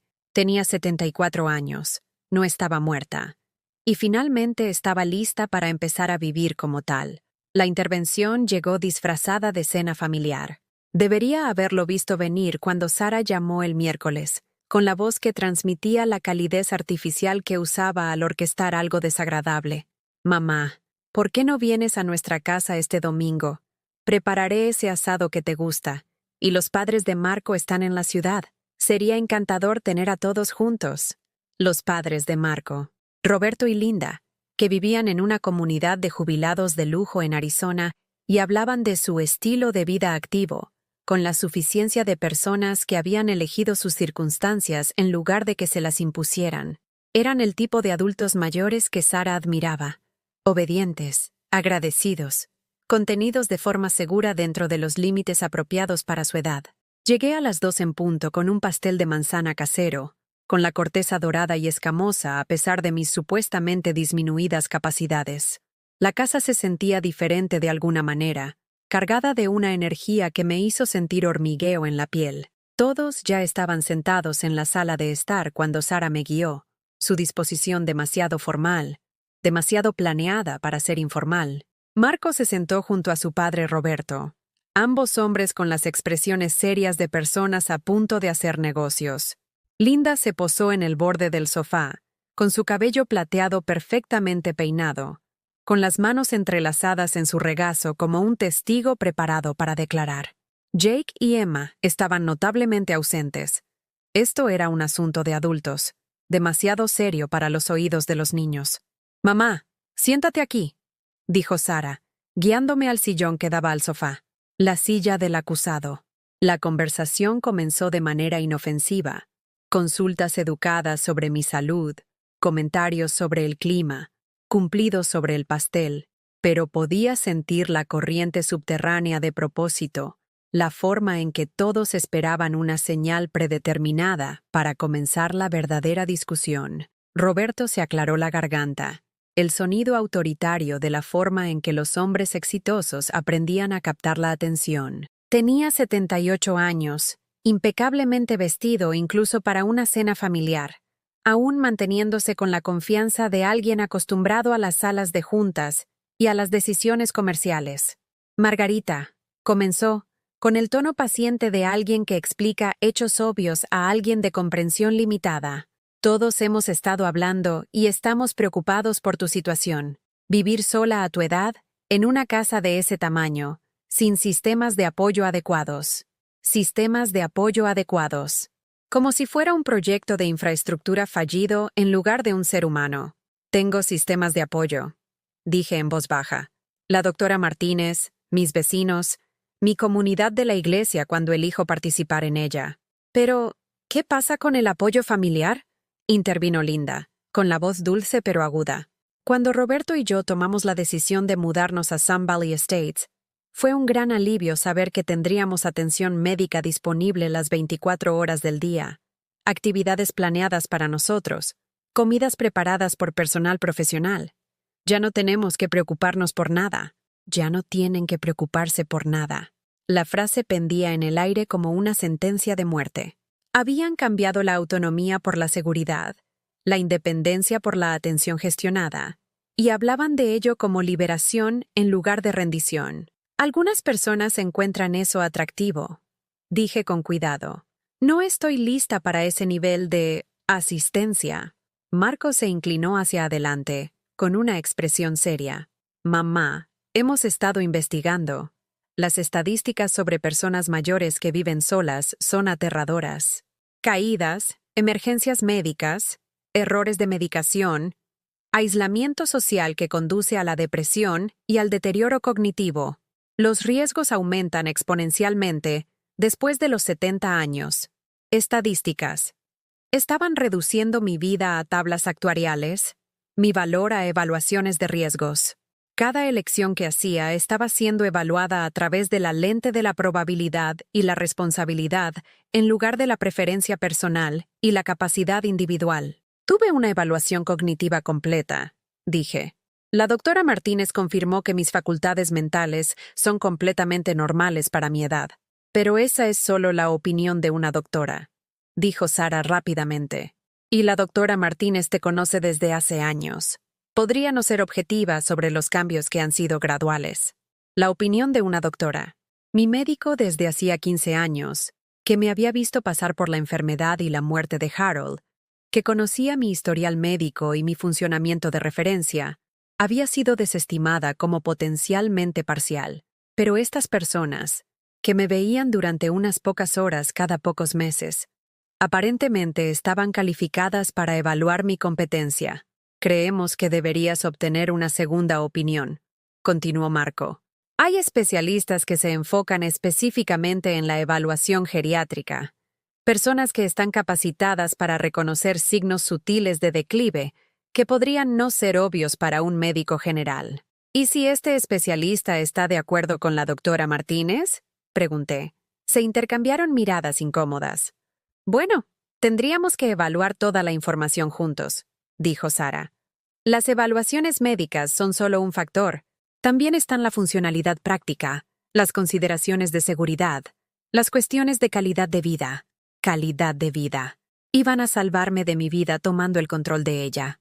Roberto sacó una carpeta que reconocí, el mismo sobre Manila que había aparecido durante su visita anterior, ahora abultado con papeleo adicional. Hemos ampliado significativamente nuestra investigación, dijo, extendiendo folletos por la mesa de centro como un agente de bienes raíces presentando opciones. Hay algunas excelentes residencias a menos de 1 hora de distancia. Esta, Jardines de la Serenidad, tiene una lista de espera, pero Sara ya ha presentado una solicitud preliminar. Otra solicitud, otra decisión tomada sin mi aporte, otro paso hacia un futuro que no había elegido. Y hemos estado analizando los aspectos financieros, añadió Marco, produciendo un nuevo conjunto de documentos. Si ponemos la casa en el mercado pronto, deberíamos poder obtener un buen precio antes del invierno. Los ingresos cubrirían la cuota de entrada en la mayoría de estos lugares, con suficiente para varios años de costos mensuales. Poner la casa en el mercado pronto. Habían pasado de la sugerencia a la planificación a la implementación. Mi casa estaba siendo discutida como una mercancía a liquidar, mi futura residencia ya seleccionada, mi cumplimiento asumido. No he aceptado nada de esto, dije, con la voz más fuerte de lo que sentía. Mamá. El tono de Sara transmitía la exasperada paciencia de alguien que trata con un niño irrazonable. No estás pensando con claridad en esto. Estás dejando que la emoción nublade tu juicio. ¿Qué emoción sería esa? ¿La emoción de querer vivir en mi propia casa? ¿La emoción de preferir la independencia a la institucionalización? Miedo, dijo Linda con suavidad, como si estuviera dando un diagnóstico. Miedo al cambio. Miedo a admitir que necesitas ayuda. Es muy común a tu edad. Cuando Roberto y yo tomamos nuestra decisión, también luché contra eso. Pero una vez que hicimos la transición, me pregunté por qué habíamos esperado tanto. Miedo. Habían medicalizado mi resistencia, patologizado mi autonomía. Mi deseo de mantener el control sobre mi propia vida había sido replanteado como un trastorno psicológico que requería tratamiento. No tengo miedo al cambio, dije. Tengo miedo de perder mi derecho a hacer cambios por mí misma. ¿Pero qué pasa si tu juicio está comprometido?, preguntó Sara.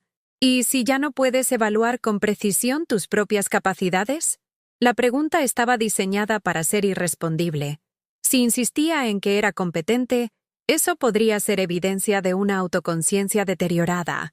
Si admitía cualquier limitación, eso justificaría su intervención. Era una trampa lógica que hacía que la resistencia pareciera una confirmación de los mismos problemas que afirmaban estar abordando. Mi juicio fue lo suficientemente bueno como para reconocer que presentaron solicitudes sin consultarme, dije. Fue lo suficientemente bueno como para buscar una evaluación médica independiente, cuando cuestionaron mi función cognitiva. Parece estar funcionando bien cuando se trata de reconocer la manipulación. La palabra flotaba en el aire como una acusación que ninguno de ellos esperaba escuchar en voz alta. Margarita, dijo Roberto, con un tono de advertencia, estamos tratando de ayudarte. Estamos tratando de prevenir una crisis antes de que suceda. ¿Creando una? Me puse de pie, con las piernas más firmes de lo que habían estado en meses. ¿Tomando decisiones sobre mi vida sin mi aporte? ¿Convenciendo a mi nieta de que estoy rechazando a la familia cuando simplemente estoy tratando de mantener mi independencia? Estás rechazando la ayuda, dijo Sara, con lágrimas que empezaban a formarse. Estás siendo terca y poco realista sobre tu situación. Estoy siendo un adulto que espera ser tratado como tal. Marco trató de redirigir la conversación. No nos pongamos emocionales con esto. Los hechos son claros. Vivir solo a tu edad implica riesgos que aumentan con el tiempo. Estamos ofreciendo soluciones que abordan esos riesgos al tiempo que garantizamos que recibas la atención adecuada. ¿Apropiada según quién? ¿Ustedes? ¿Personas que me ven unas pocas veces al mes y han decidido que estoy en declive?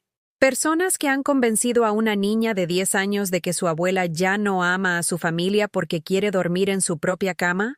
Eso no es justo. Sollozó Sara. Te amamos. Queremos lo mejor para ti. No, dije, y mi voz era más tranquila de lo que esperaba. Quieren lo que es más fácil para ustedes. Quieren dejar de preocuparse por mí poniéndome en un lugar donde me convierta en responsabilidad de otra persona. Quieren liquidar las complicaciones de mi independencia e invertir los ingresos en su tranquilidad. El silencio que siguió fue ensordecedor. Linda giró su anillo de bodas, un hábito nervioso que había notado durante visitas anteriores. Roberto consultó sus papeles como si contuvieran refutaciones de verdades que no esperaba enfrentar. Marco se quedó mirando sus manos mientras Sara lloraba con el abandono de alguien cuya manipulación había sido expuesta. Me voy a casa ahora, dije, recogiendo mi bolso y caminando hacia la puerta. Cuando estén listos para discutir mi futuro conmigo en lugar de por mí, cuando estén preparados para respetar mi derecho a tomar mis propias decisiones, podemos volver a hablar. Mamá, espera, me llamó Sara. No puedes simplemente irte. Necesitamos resolver esto. Me volví, mirando a estas personas que amaba y que de alguna manera se habían convencido de que destruir mi autonomía era un acto de compasión. Esto está resuelto, dije. Soy una adulta competente con el derecho legal y moral de determinar cómo vivo mi vida.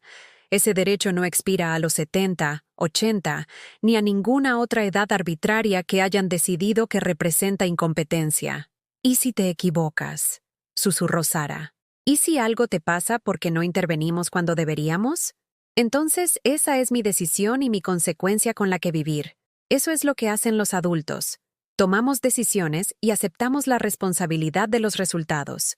Conduje a casa a través del crepúsculo de octubre, con las manos firmes en el volante, con la mente más clara de lo que había estado en meses. La casa me dio la bienvenida con la comodidad familiar de espacios que contenían mi historia, habitaciones que conocían mis ritmos, paredes que habían sido testigos de mi vida en lugar de gestionarla. Por primera vez desde que murió Harold, me sentí completamente, totalmente libre.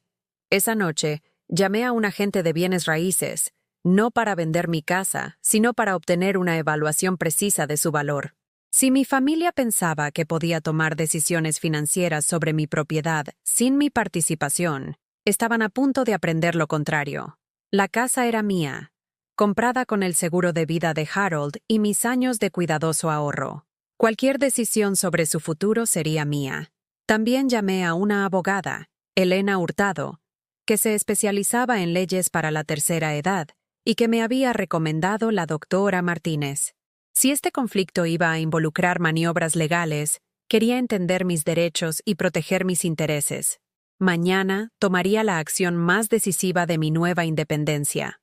Cambiaría mi testamento, actualizaría mis documentos de poder notarial y aseguraría que mis bienes y mi autonomía estuvieran protegidos de personas que me amaban lo suficiente como para destruir mi libertad por mi bien. La mujer que había permitido que otros tomaran decisiones sobre su vida se había ido. En su lugar, estaba alguien que apenas comenzaba a reconocer, alguien que valoraba el respeto más que la paz, la independencia más que la seguridad, y la dignidad más que la aprobación de personas que habían olvidado que el amor debe empoderar en lugar de controlar. Ya no estaba interesada en ser manejable. Estaba interesada en ser libre. El silencio se extendió por 3 semanas, y fue el silencio más tranquilo que había experimentado en años. No hubo llamadas telefónicas para verificar si estaba tomando mis medicamentos. No hubo visitas sorpresa para evaluar mi limpieza. No hubo conversaciones manipuladoras entregadas a través de la voz inocente de mi nieta. Por primera vez desde la muerte de Harold, me despertaba cada mañana sin el peso de las expectativas de otras personas presionando mi pecho como una piedra. Descubrí cómo podían ser mis días cuando me pertenecían por completo. La transformación comenzó pequeña, con la decisión de desayunar con la loza fina todos los días. La delicada porcelana de la abuela de Harold, con las rosas pintadas a mano, merecía un uso diario en lugar de ocasiones especiales que rara vez llegaban. Preparé café de verdad en la prensa francesa que habíamos recibido como regalo de bodas, pero que rara vez habíamos usado porque parecía demasiado elegante para la vida cotidiana. Puse la mesa de la cocina como si esperara invitados de honor, y luego me honré a mí misma sentándome a comer sin apurarme, sin disculparme por tomarme tiempo para disfrutar de los placeres simples. La consulta legal con Elena Hurtado había sido reveladora. Una mujer aguda de 60 y tantos años, con cabello plateado y ojos inteligentes, había escuchado mi historia sin la condescendiente simpatía que esperaba de los profesionales que trataban con clientes de la tercera edad. Su evaluación cognitiva de la doctora Martínez es una excelente documentación, me dijo, revisando el papeleo que había traído. Pero incluso sin eso, usted tiene la presunción de competencia hasta que se demuestre lo contrario. Su hija no puede obligarla a ingresar a residencias para adultos mayores, ni tomar decisiones financieras sobre su propiedad sin que un tribunal la declare incompetente, lo que requeriría evidencia sustancial de deterioro. El alivio que sentí fue profundo. Durante meses, había estado operando bajo la suposición de que mi edad de alguna manera disminuía mis derechos legales, que las preocupaciones de mis hijos automáticamente invalidaban mis preferencias. Aprender que mi autonomía estaba protegida por la ley fue como descubrir que tenía poderes que había olvidado poseer. ¿Qué hay de mi testamento y los documentos de poder notarial?, pregunté. Deberíamos revisarlos y posiblemente actualizarlos, dijo Elena. Si le preocupa que los miembros de la familia usen el poder notarial médico o financiero de maneras que contradigan sus deseos, podemos crear directivas muy específicas que protejan sus intereses mientras usted todavía es capaz de tomar sus propias decisiones. Esa tarde, firmé documentos nuevos que reflejaban mis deseos reales en lugar de suposiciones sobre lo que las personas mayores deberían querer. Mi poder notarial para la atención médica especificaba que quería permanecer en mi casa el mayor tiempo posible desde el punto de vista médico. Mi poder notarial financiero incluía restricciones que impedían que alguien vendiera mi casa o moviera mis activos sin mi consentimiento explícito por escrito, incluso si me incapacitaba temporalmente.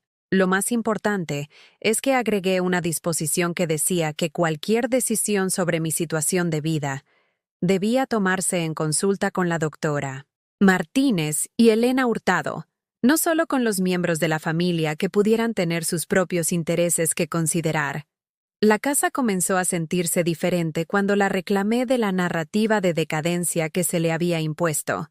Contraté a un adolescente de la calle, llamado Mateo, para que me ayudara con las tareas de limpieza más pesadas, no porque no pudiera manejarlas, sino porque elegí gastar mi energía en cosas que me traían más alegría que fregar pisos. Mateo tenía 16 años, estaba ahorrando para un coche y estaba agradecido por el trabajo.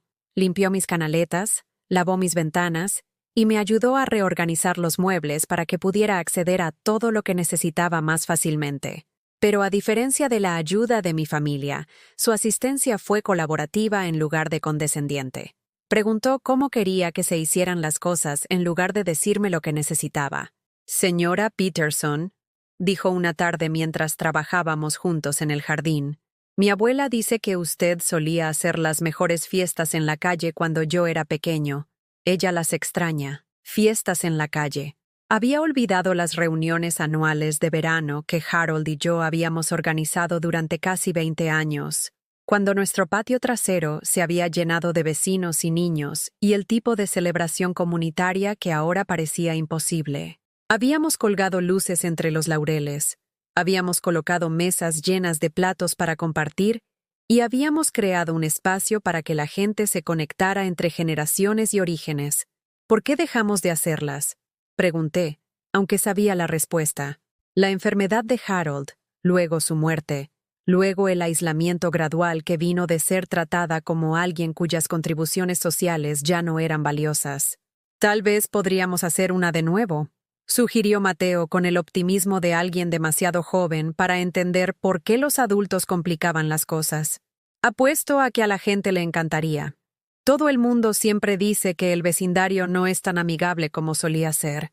La idea arraigó y creció como una flor que había olvidado haber plantado. ¿Por qué no podía organizar una reunión? ¿Qué me impedía hacerlo?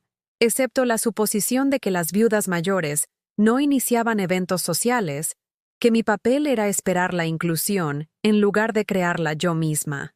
Comencé a planificar con la metódica atención al detalle que había hecho memorables mis fiestas originales.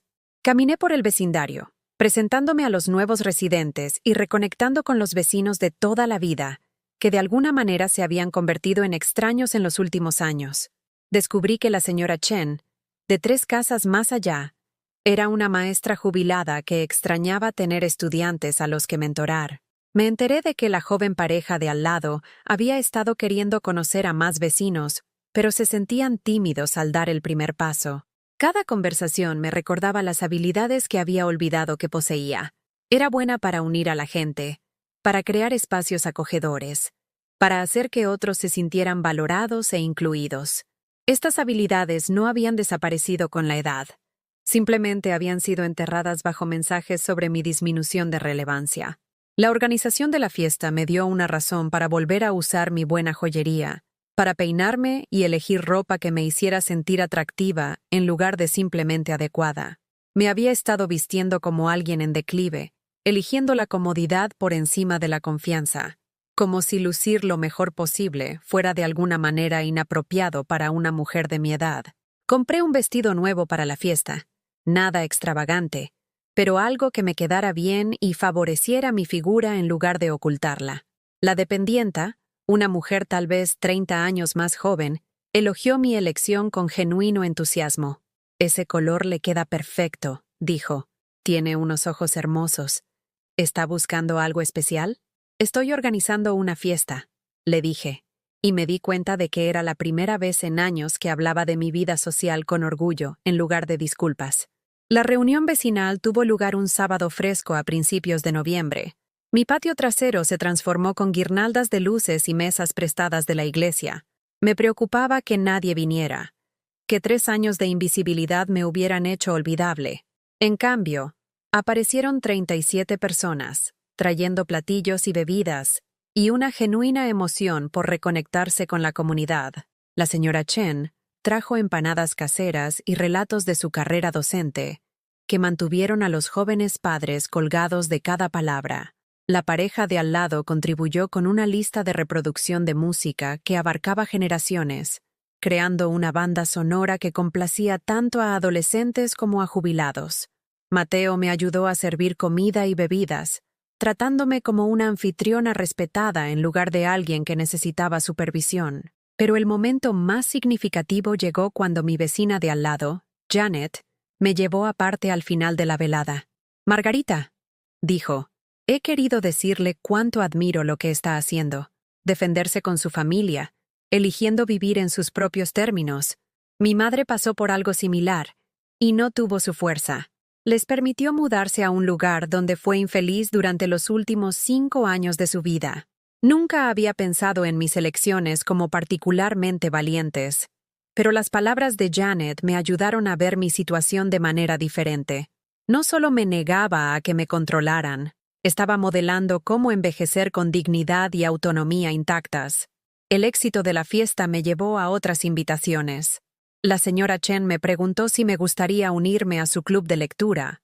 8 mujeres que se reunían mensualmente para discutir literatura y vida, con vino y queso.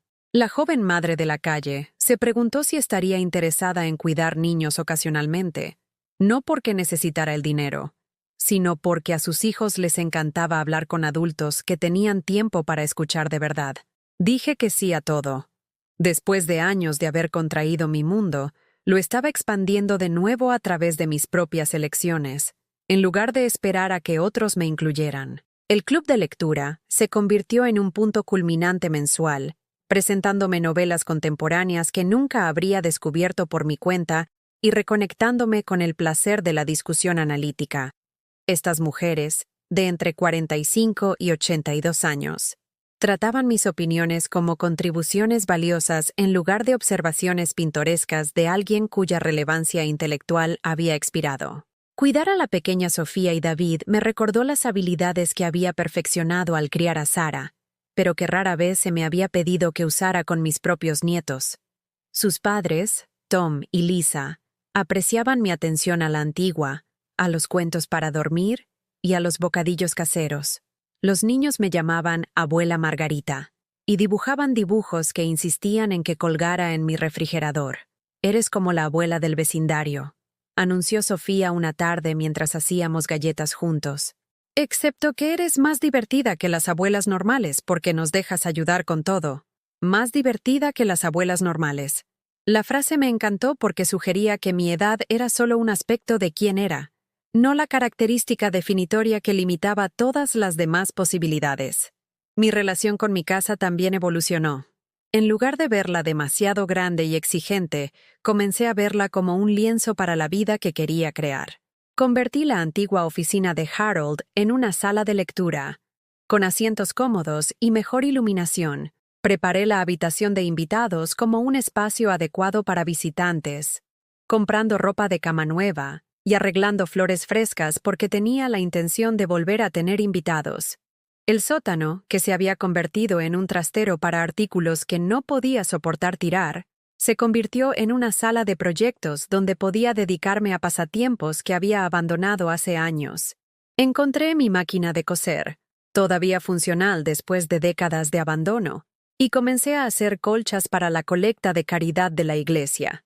Redescubrí mis materiales de acuarela y comencé a pintar de nuevo, llenando lienzos con escenas de mi jardín y recuerdos de lugares que Harold y yo habíamos visitado.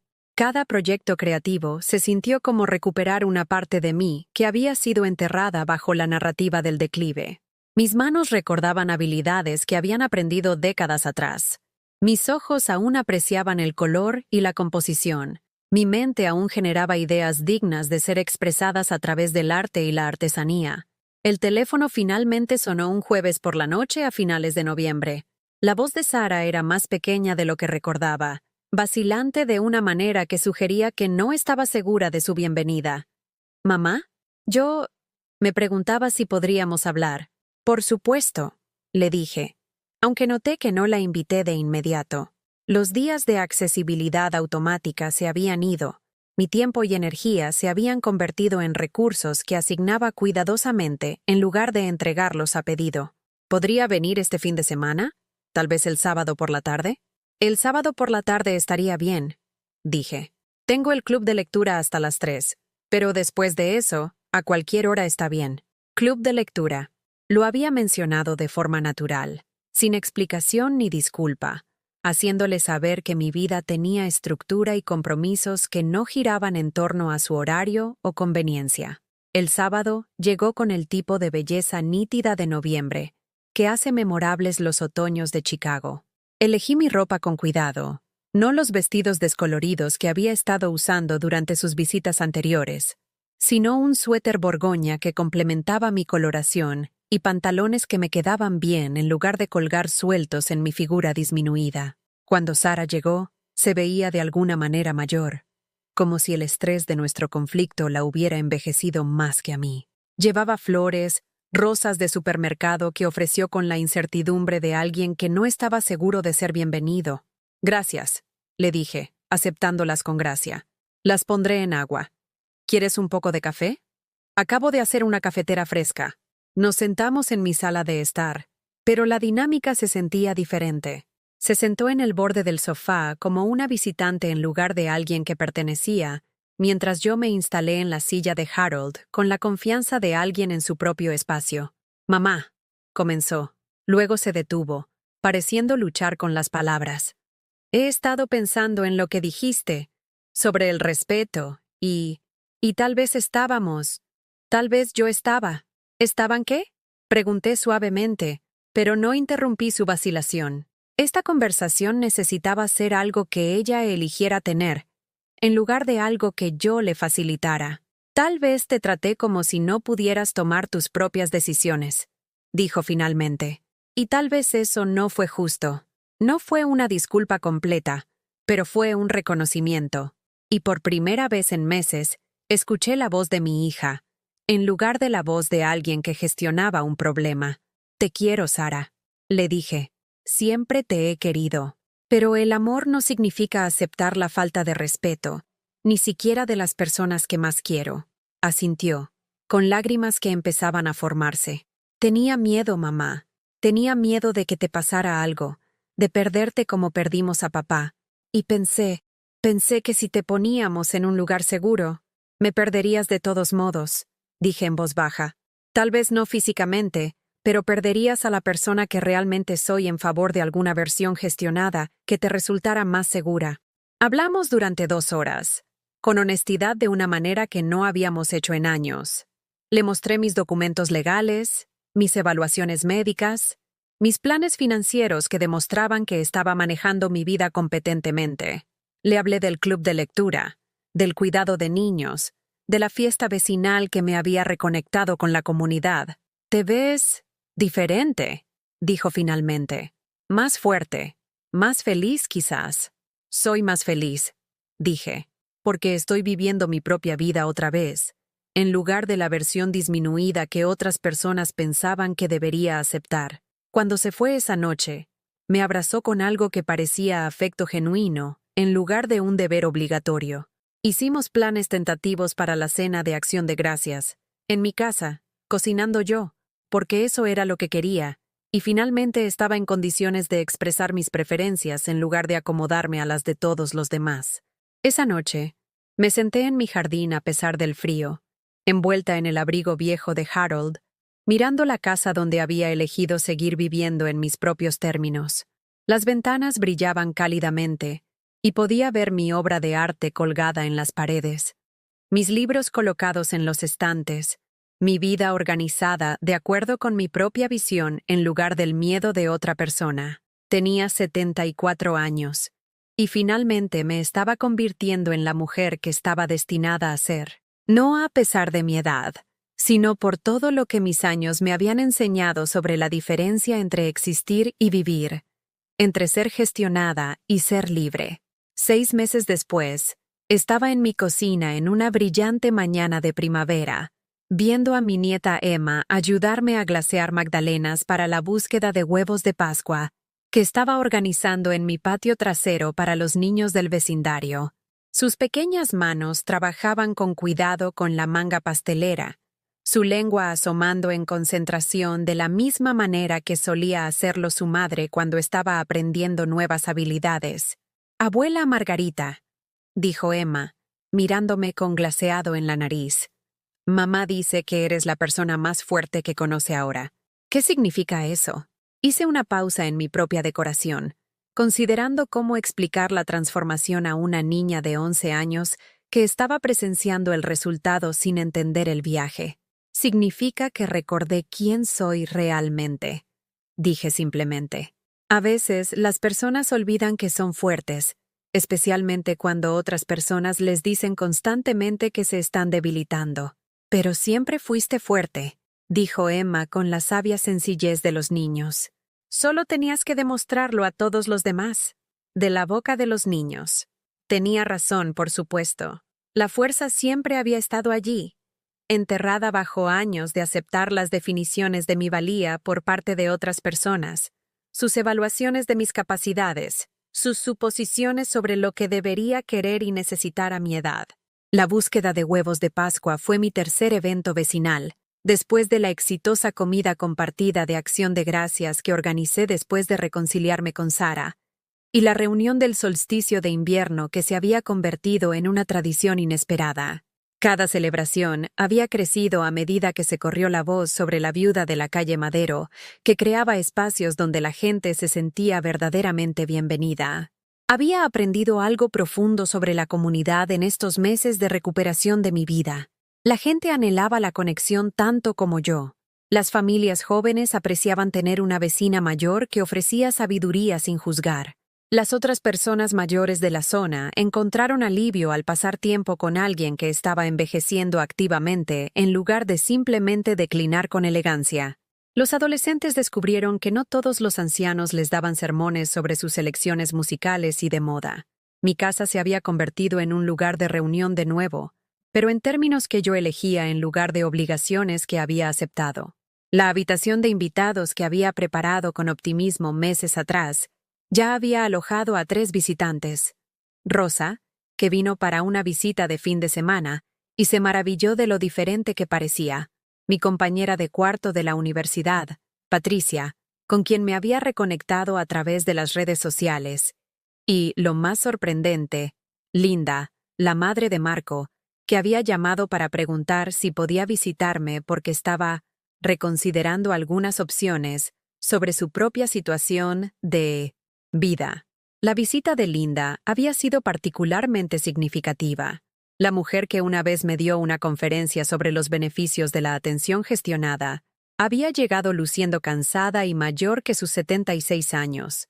«Sigo pensando en lo que dijiste», me dijo mientras nos sentábamos en mi jardín con el té de la tarde, sobre intercambiar autonomía por seguridad.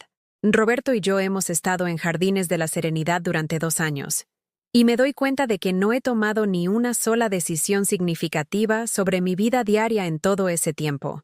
Había pasado 3 días conmigo, observando cómo manejaba mi hogar, participaba en actividades comunitarias y afrontaba los desafíos cotidianos de la vida con creatividad en lugar de resignación. Cuando se fue, pidió el nombre de mi abogada. «No quiero vivir en un lugar que tome todas mis decisiones por mí», había dicho. «Quiero vivir en un lugar que apoye las decisiones que tomo por mí misma». 2 meses después, Linda y Roberto se habían mudado a un condominio en Arizona que ofrecía servicios a la carta en lugar de requerir una gestión total del estilo de vida. Linda llamó para agradecerme por modelar cómo podría ser la independencia a cualquier edad. La transformación en mi relación con Sara había sido gradual pero profunda. Nuestras cenas mensuales habían evolucionado de intentos rígidos de reconciliación a conversaciones genuinas entre 2 adultos que respetaban las perspectivas de los demás. Había dejado de sugerir modificaciones a mi estilo de vida y había comenzado a preguntar sobre mis experiencias, mis opiniones, mis planes para el futuro. El cambio se hizo más evidente durante nuestra cena de abril, cuando llegó con una carpeta que me hizo encogerme el estómago con una ansiedad familiar. Pero en lugar de más folletos de residencias para adultos mayores, sacó revistas de viajes y folletos de cruceros. «Mamá», dijo con una emoción que no había escuchado en su voz en años, «he estado pensando en lo que dijiste sobre Harold y tus viajes juntos. Marco y yo queremos planificar unas vacaciones familiares, pero queremos incluirte esta vez. Realmente incluirte, no solo invitarte a algo que ya hemos decidido». Habíamos pasado 2 horas planeando un viaje de verano a los Grandes Lagos, discutiendo opciones, preferencias y logística, como una familia donde la opinión de cada miembro importaba. Por primera vez desde la muerte de Harold, me incluían en planes futuros como una participante valorada en lugar de una posible carga que había que acomodar. A Jake le había tomado más tiempo entusiasmarse con la versión transformada de su abuela. Con 12 años, era lo suficientemente mayor para recordar a la mujer triste y disminuida en la que me había convertido durante el peor período de mi dolor y aislamiento. Pero el punto de inflexión llegó cuando descubrió mis materiales de arte durante una visita y expresó su interés en aprender a pintar. Ahora venía cada 2 sábados para tener clases de arte, que en realidad solo eran oportunidades para crear juntos mientras hablábamos de todo, desde la dinámica social de la escuela hasta sus preocupaciones sobre el cambio climático. Sus pinturas eran audaces e imaginativas de una manera que me recordaba la creatividad que me había suprimido durante demasiados años. «Abuela», dijo durante nuestra última sesión, «me gusta más esta versión tuya. Eres más como una persona de verdad ahora, en lugar de solo alguien por quien teníamos que preocuparnos. Una persona de verdad». Su vocabulario de 12 años había capturado algo esencial sobre mi transformación. Había dejado de ser una colección de problemas que debían gestionarse y me había convertido de nuevo en un ser humano completo. Los documentos legales que Elena y yo habíamos preparado nunca se habían puesto a prueba, pero su existencia había cambiado toda la dinámica de mis relaciones familiares. Saber que había protegido mi derecho a tomar mis propias decisiones me había dado la confianza para relacionarme con mi familia desde una posición de fortaleza en lugar de vulnerabilidad. La doctora Martínez había estado encantada con los cambios que había observado durante mis chequeos regulares. Mi presión arterial había mejorado, el dolor de mi artritis había disminuido y mi salud física general se había fortalecido a medida que mi salud mental florecía. Eres un ejemplo perfecto de por qué la atención médica necesita considerar a la persona en su totalidad, me dijo durante mi cita de primavera. Sus mejoras físicas no provienen de medicamentos o intervenciones médicas.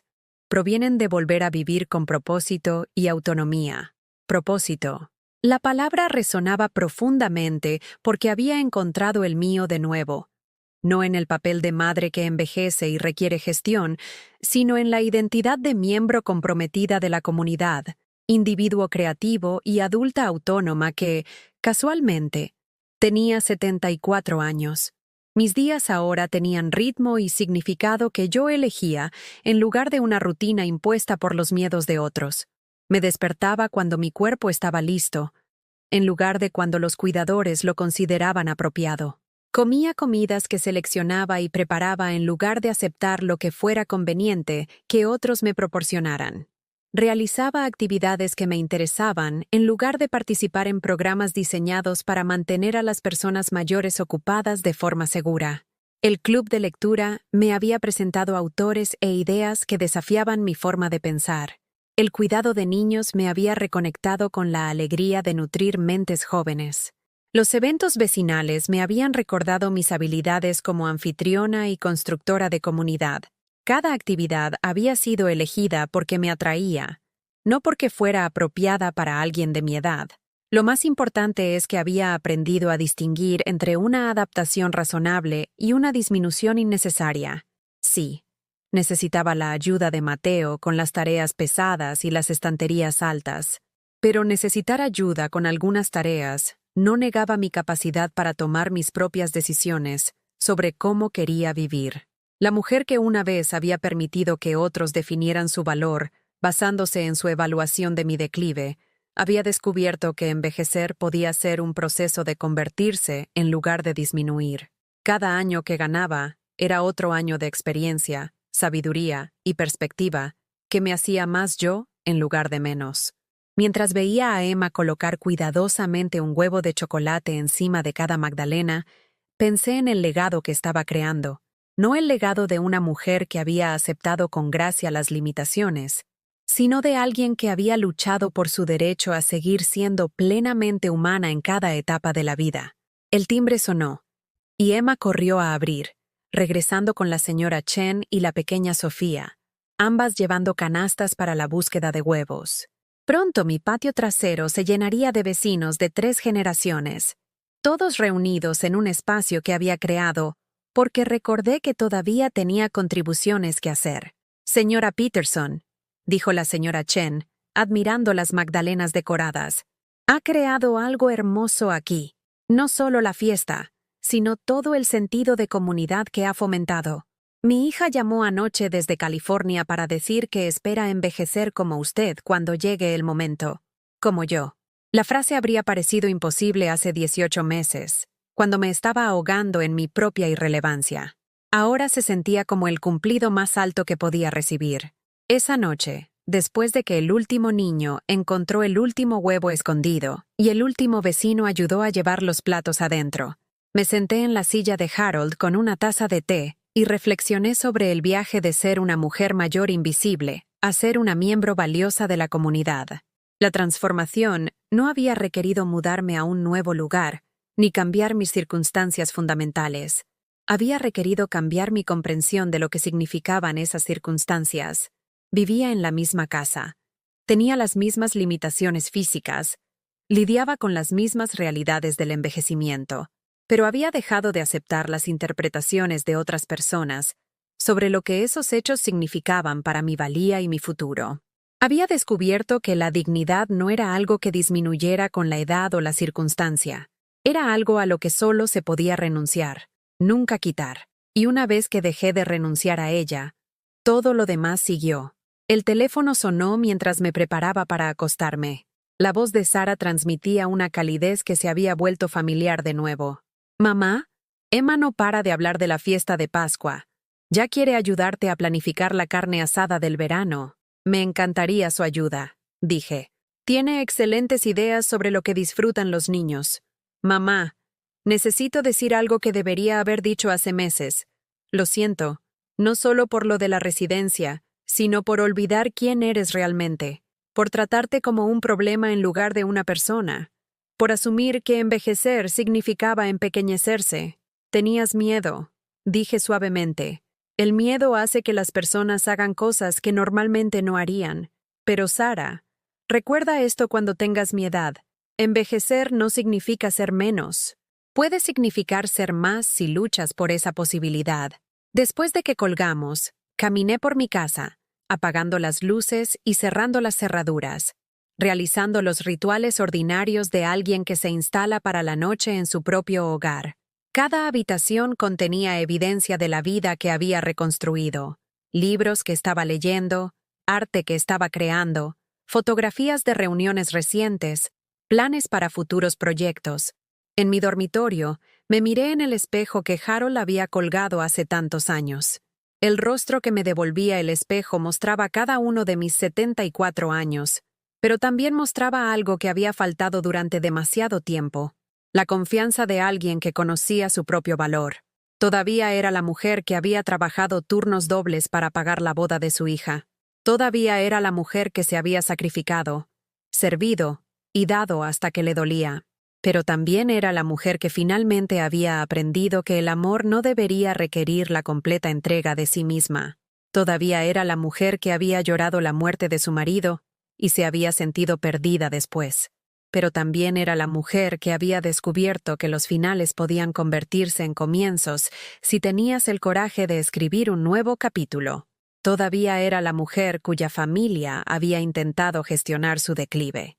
Pero también era la mujer que había demostrado que el declive era una elección, no una inevitabilidad. Mañana traería nuevas oportunidades para elegir el crecimiento sobre la disminución, el compromiso sobre el aislamiento, el propósito sobre la mera existencia. Mañana me despertaría en mi propia cama, en mi propia casa, viviendo mi propia vida de acuerdo con mis propios valores y preferencias. Mañana tendría 74 años y sería completamente, sin disculpas, yo misma. Mientras me acomodaba para dormir, pensé en todas las mujeres de mi edad que podrían estar escuchando voces que les dicen que son demasiado mayores, demasiado frágiles, demasiado irrelevantes para importar. Pensé en el mensaje que desearía poder enviar a cada persona que ha sido convencida de que envejecer significa aceptar menos de lo que se merece. No eres demasiado mayor para querer respeto. No eres demasiado frágil para exigir dignidad. No eres demasiado irrelevante para insistir en ser escuchada. Tu valor no disminuye con tu edad. Tu derecho a la autonomía no caduca cuando cumples 70 años. Tu voz aún importa. Tus elecciones aún cuentan. Tu vida aún te pertenece. No dejes que nadie te convenza de que el amor requiere la entrega de uno mismo. No aceptes la gestión en lugar del respeto. No cambies tu identidad por la tranquilidad de otra persona. Todavía estás aquí. Tu historia aún importa. Y a veces, la mayor reaparición es simplemente levantarse y decir: no estoy olvidada, porque me niego a olvidarme a mí misma. ¿Alguna vez te has sentido invisible en tu propia vida? ¿O conoces a alguien a quien le han convencido de que su edad le hace menos valioso? Cuéntame en los comentarios sobre un momento en que tú, o alguien a quien amas, tuviste que luchar por el derecho a seguir siendo plenamente humano. Si esta historia te conmovió, por favor deja un me gusta y suscríbete a este canal. Estos mensajes deben llegar a las personas que más necesitan escucharlos. Las personas a las que les dicen que son demasiado mayores para importar cuando en realidad apenas están comenzando a convertirse en quienes siempre estuvieron destinadas a ser.